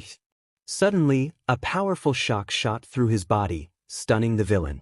Yo watches, trying to catch his breath as something hits muscular from behind, sending him flying through a building. The person was covered in purple smoke as they stood on a broken ledge above him. Sorry we're late. I'll take it from here. Yo's eyes widen, recognizing the voice and barely managing to see the boy when the smoke drifts away, spotting Midoria with his mask off. You. But you're that first year from UA? Midoria nods at him before looking towards the building muscular crashes into, hearing his grunts and manic laughter. He reaches for his earpiece. Nice shot, Creati. I'll deal with muscular. Can you help with evacuation? Of course. He smiles. Thanks. Talk to you in a bit. He brings his arm down before leaping off the building towards muscular, a cloud of smoke spraying out of him as black WHP tendrils stick out. Hey wait. You can't take that guy on alone. Yo warns, grunting while grabbing his side from the pain of a broken ribs. No need to worry about him. Deku can handle that villain on his own. He turns to look as Yaoyorozu lands beside him, causing the young hero to stare at her in both surprise and intrigue. She was wearing her newest costume, a red two-piece and a utility belt with violet gloves that leave the back of her hands exposed with matching color combat boots. Her winter cape flaps behind her while wearing a collar and a small red mask, the two additions paying homage to her fallen mentors Majestic and Midnight. She reaches out to him with a reassuring smile. Let's get you and the bystanders to safety while Deku keeps that villain busy. He blinks in confusion before taking her offered hand. She turns towards the edge and moves to jump when Yo holds her back. Wait, what are you doing? It's all right. We'll be fine. Trust me. Just then she swings him around, effectively throwing him over the edge. As he screams while falling, Yaoyorozu activates her shoes. A compact hoverboard emerges from them, catching the falling Yo before they hit the ground. He glares up at her as she simply smiles at him. You see? We're all right. All right. You threw me off a building to my death. He grunts in pain again, kneeling down. You have broken ribs and possibly a concussion. She informs him before they land right in front of Tatami, addressing the gathered crowd. All of you, please evacuate the area and make your way to Ketsubutsu Academy. We already told these two, we're not trusting our lives to you heroes anymore. We can. The ground shakes as Midoriya slams muscular into a low-running canal. Nearby. I understand your concern. She admits as Tatami takes Yo from her. But you must understand that this villain, and others like him will not hesitate to kill you and those you fight for. The crowd starts to grow unsure after surveying the damage muscular made. Please. I'm asking you all to leave and let these two escort you to Ketsubutsu Academy. For your own safety and for those who would want you to be safe. The crowd look amongst themselves for a moment before nodding in agreement. Yo and Tatami look at her with amazement for how easily she convinced the same group of people that refused them. Thank you for the help. I didn't catch your name. Tatami asks as a couple of the bystanders bring over a stretcher for Yo. I'm Creati. The one fighting the villain is Deku. You two? You're from that class of UA first years from the licensing exam, aren't you? Yo asks, causing everyone there to gawk at Yaoyorozu. That's right. She says with a smile.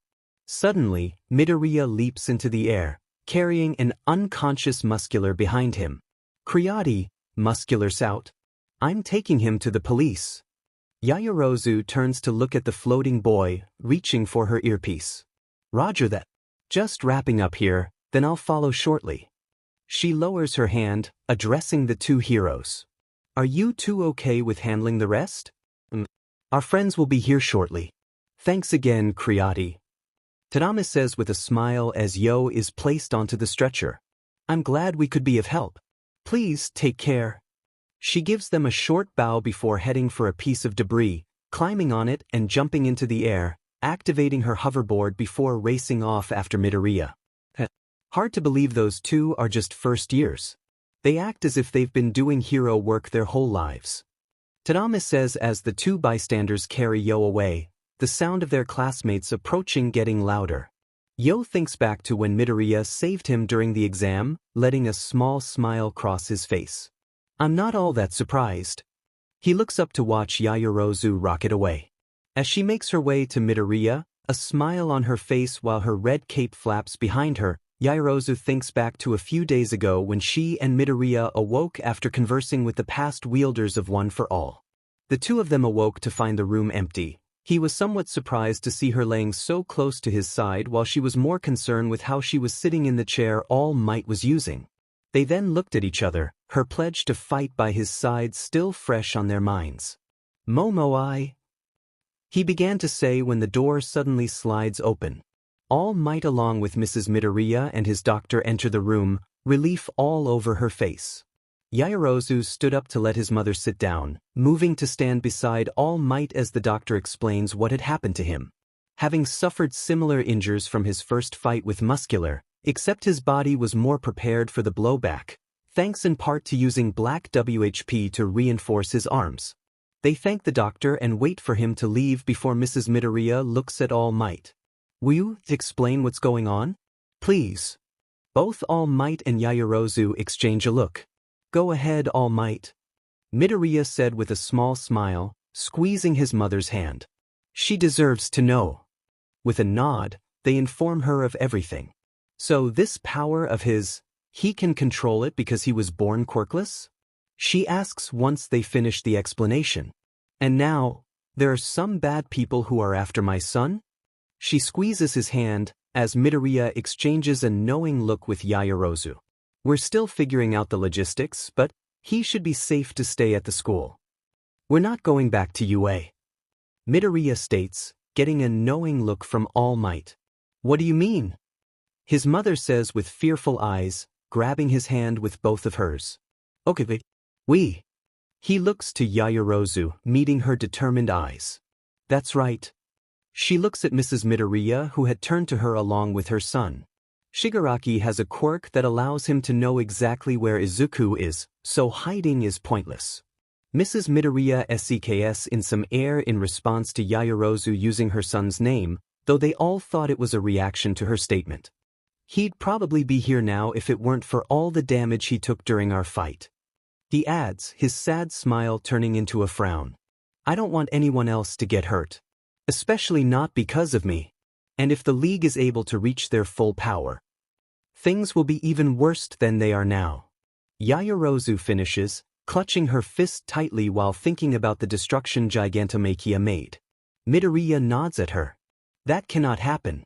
We have to stop Shigaraki and All for One.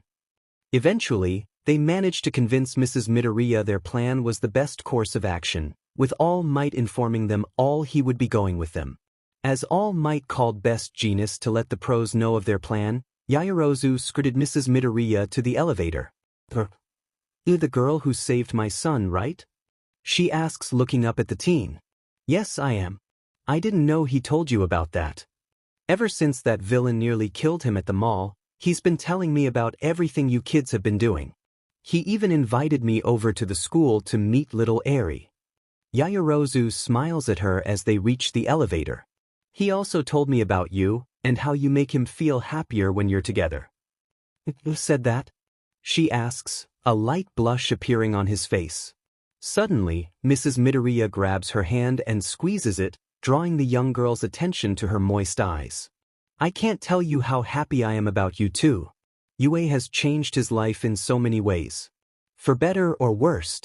But please, don't let him carry this terrible responsibility all alone. Yaoyorozu meets the elder woman's pleading eyes and smiles sadly, placing her other hand over hers. I promise, Mrs. Midoria. I'll stand by his side and help carry this burden. The two of them share a hug as the elevator arrives. I won't let him fight those villains alone. She waves to her as the elevator doors close before heading back, passing by the room Bakugo was resting in earlier that day. All Might had informed them that the rest of Class A had returned to the dorms, with Bakugo being the most resistant to go. By the time he had finished speaking with Hawks and Genist about One for All, they were gone. She grows sad, failing to keep Bakugo in the loop after getting his trust. He's not going to be happy about this, she said aloud, continuing on to Midoriya's room. On the way, she runs into him in the hallway, joining him as he goes to visit Grand Torino. "You don't say?" the elderly hero says in a tired voice, his heart monitor beeping beside him. "That's Shimura for you. Even in the afterlife, she's crying over our choices." He looks up at the ceiling. "I should have killed him on the battlefield when I had the chance. I apologize." Midoriya stands beside his bed while Yaoyorozu stands just behind him. "Don't be too stubborn. Both of you." She flinches as Gran Torino looks at them. "Sometimes you have to kill a person in order to save them." Midoriya shares a look with her as images of Himiko Toga flashes through her mind. "Be sure to remember that." He meets her troubled eyes. "As for you, young lady, I'm sure everyone by now has warned you about this path, so I'll spare you mine." Yaoyorozu giggles as Midoriya gives a light laugh before taking hold of her hand, squeezing it. "Take heart, you two. What you share with each other is as potent as it is volatile." He cracks a weak smile. "A wild card like that could be just what you need to end this drawn-out conflict." The two teens give him a surprised look that turns into a grateful one. Gran Torino slowly grabs his cape and hands it to Midoriya. "Whatever you decide to do, you make DM ensure you settle the score with the League of Villains." A while after that, the two of them walk out of the hospital dressed in their modified costumes, joining All Might, Hawks, Best Jeanist and Endeavor outside the entrance. All Might gives her a sad look upon recognizing the mask she wore. "Yaoyorozu." She looks at him. "She'd be proud to see how much you've grown." Yaoyorozu sighs, taking off the mask, holding it before her while touch the collar. "I wish I had a chance to thank them for teaching me so much." And a few tears leak out as she squeezes her mask. "For being there when I needed help." "Momo." Midoriya leans towards her, pressing his shoulder against hers, smiling as she wipes away the tears before putting the mask back on. Majestic and Midnight were brave heroes, resilient in their heroic duty as top-tier denim jeans. Best Jeanist says in their memory. Endeavor eyes Yaoyorozu and her mask, a distant memory of confronting Midnight when she was still a third year flashes through his mind. "Not to spoil the mood, but we should probably get this show on the road, yeah?" Ox chimes in, drawing everyone's attention. "Right." Midoriya responds. He gives Yaoyorozu a smile before walking away, throwing on his mask, ready to leave. "Izuku, wait a second." He looks over at her, blinking in confusion as she turns to All Might. "Did you get them?" She was a bit put off regarding the lack of an application, but All Might opens the trunk of his car and hands her a pair of combat boots that match her costume. The prospect of fulfilling a challenging request was too good to pass up. Her words. "I'll make it up to her the first chance I get." "Thank you, All Might," she says before putting them on. Midoriya steps closer as the three pros patiently watch as well. "Was there something wrong with your old boots?" he asks as she stands, a satisfied smile on her face. "No. But with these, I'll be able to travel with you." "With me? I thought you'd be traveling with All Might." "That was the plan. But, after speaking with your mother, I reached out to Hatsum for a pair of support boots with an added function to them." "What kind of function?" Hawks asks, his curiosity piqued. She smiles at Midoriya while holding a hand out to him. "Can you give me a lift, please?" He slightly blushes while taking her hand. Using float, he lifts her into the air a few feet. She looks at her boots and creates a pin from her toe, pushing a button. The pin falls out of her shoe just before the compartments in her heels open, letting out a compact hoverboard to assemble below her feet. Midoriya, All Might and the three pros are impressed with the display. She lets go of Midoriya's hand and floats up to his level. "Shall we go?" With that, she takes off with Midoriya following soon after, muttering about the amazing work Hatsum did.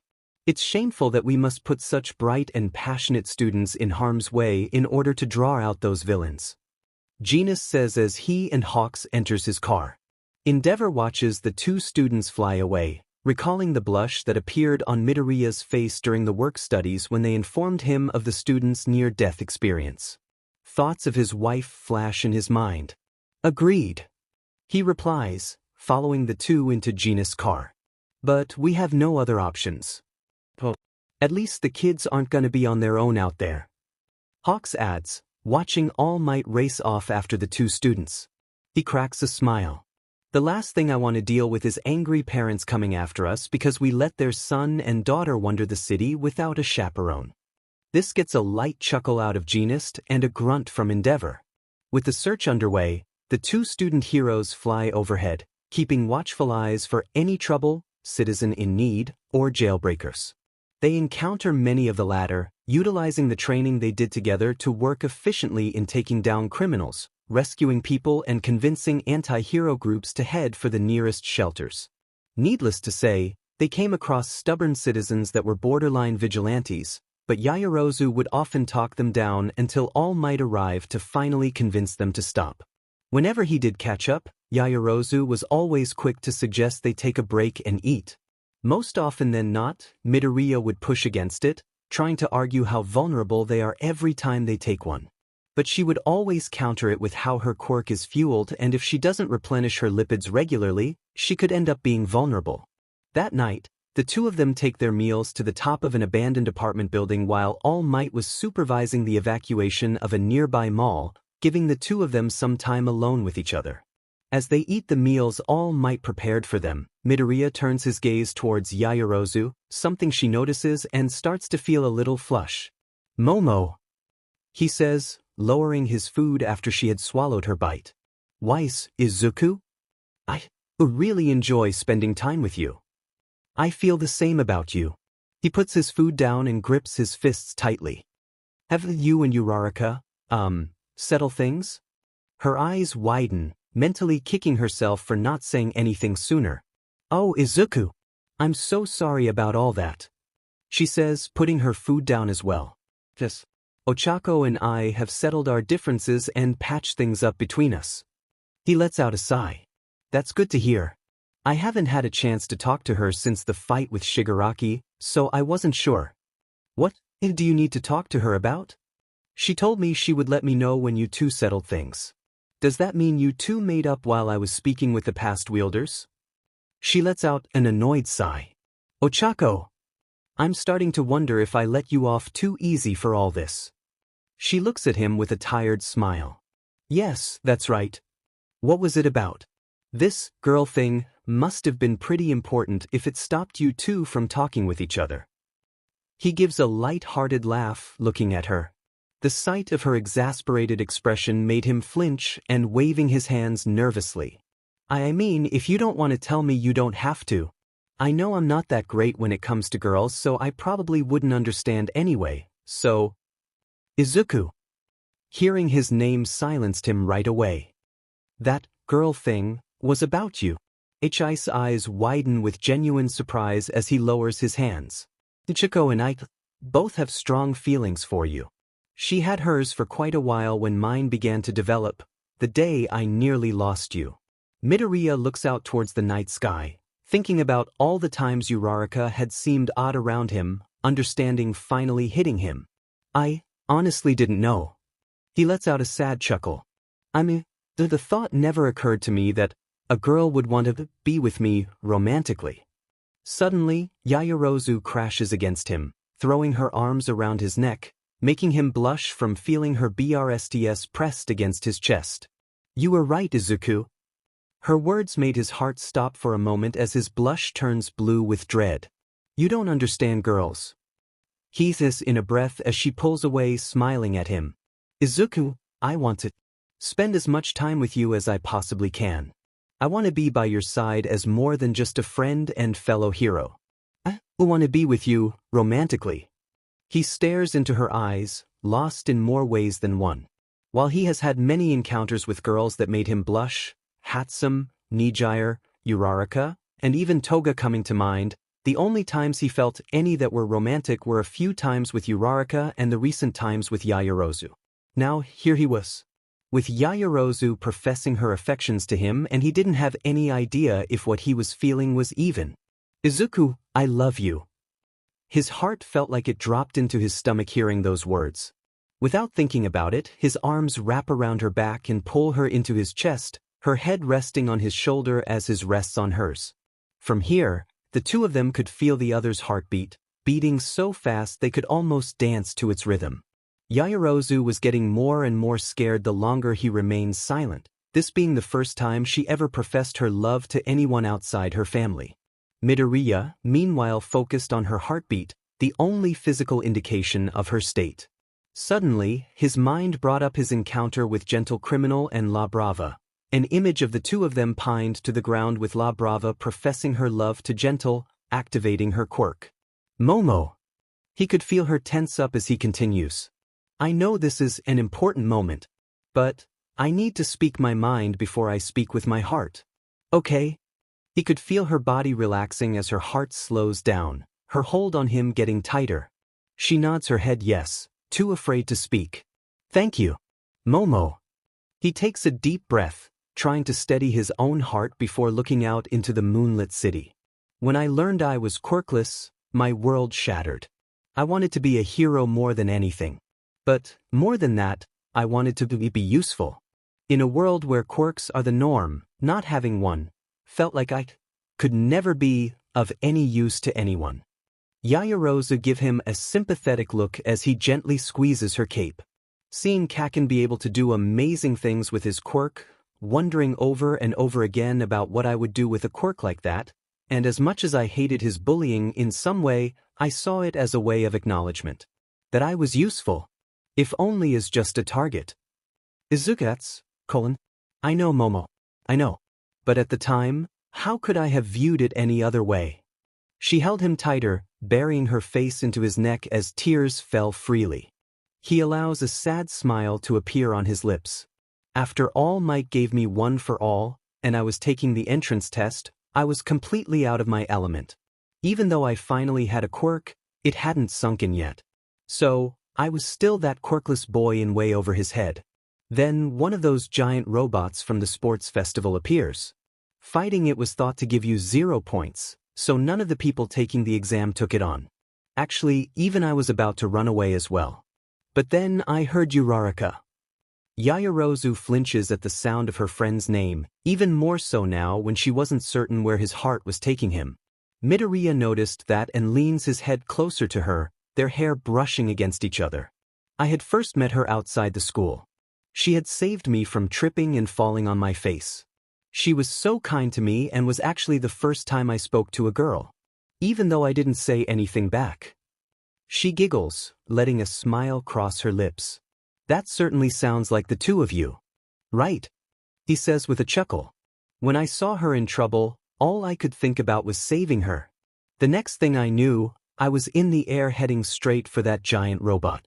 I punched it with everything I had, destroying it along with my arm and legs. As I fell, among the panicking and worry, I was elated.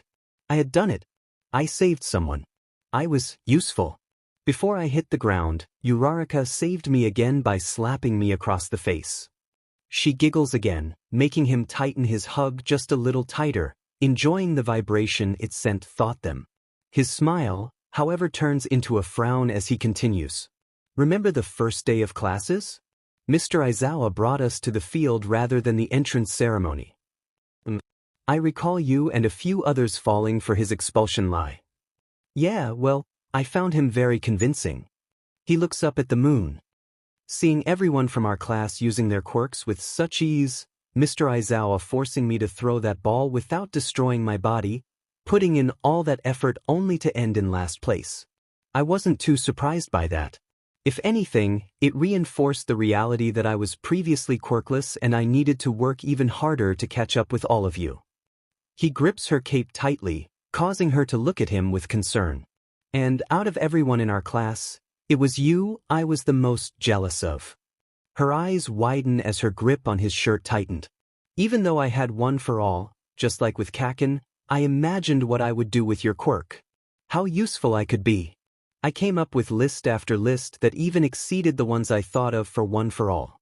It was hard to believe that I was in the same class with someone that was in the complete opposite situation as mine. The quirkless boy that felt useless and the girl with the world's most useful quirk, and he beats her to become class republic, despite himself. He lets out a laugh. that then sparks her to giggle as well. He tightens his hold on her.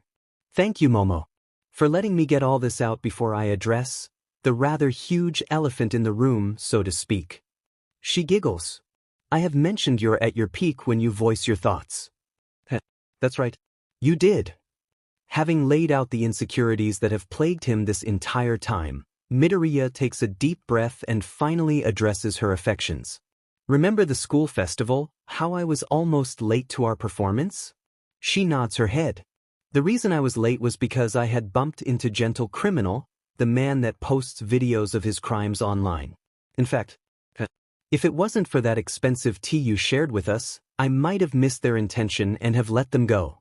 So, thank you, Momo, for sharing that Gold Tips Imperial tea with us. You're welcome. I'll ask Mother to send more when she gets a chance. Sounds good. After chasing him and his partner to the woods outside the school, I managed to pin them down and was about to knock them out and find a hero or at least a phone. You had no idea what to do next, didn't you? Momo teases, making him slightly blush. Oh well. They share a laugh before he continues. His partner, a woman calling herself La Brava, had activated her quirk. I don't know exactly what it was, but Gentle Criminal suddenly had a pink aura around him, and his strength and speed increased so much, I had to use one for all at 20% just to match him. All because La Brava told Gentle she loves him. Yaoyorozu finally pulls away from him, keeping her hands on his shoulders while meeting his eyes, seeing them full of activity, trying to piece some puzzle together. Izuku, where are you going with this? He gives her small smile. I know this was a long way around, but I've struggled with having mixed feelings about myself and towards others. Just look at my friendship with Kaken. She gave an understanding nod. The reason I told you about my past was because of Gentle and La Brava. You see, I understood where Gentle was coming from. He was a hero course dropout that wanted to help people, but kept making mistakes that lead him to fighting me. His biggest fear was being forgotten. Kind of like how my biggest fear was being useless. Midoria places his hands on her shoulders and gently brings her close enough for him to place his forehead against hers, getting a smile from her. Momo, being with you is precious to me. And I know now what I feel towards you is true. She leans back and looks into his eyes, the puzzle within finally complete. Momo, I love you.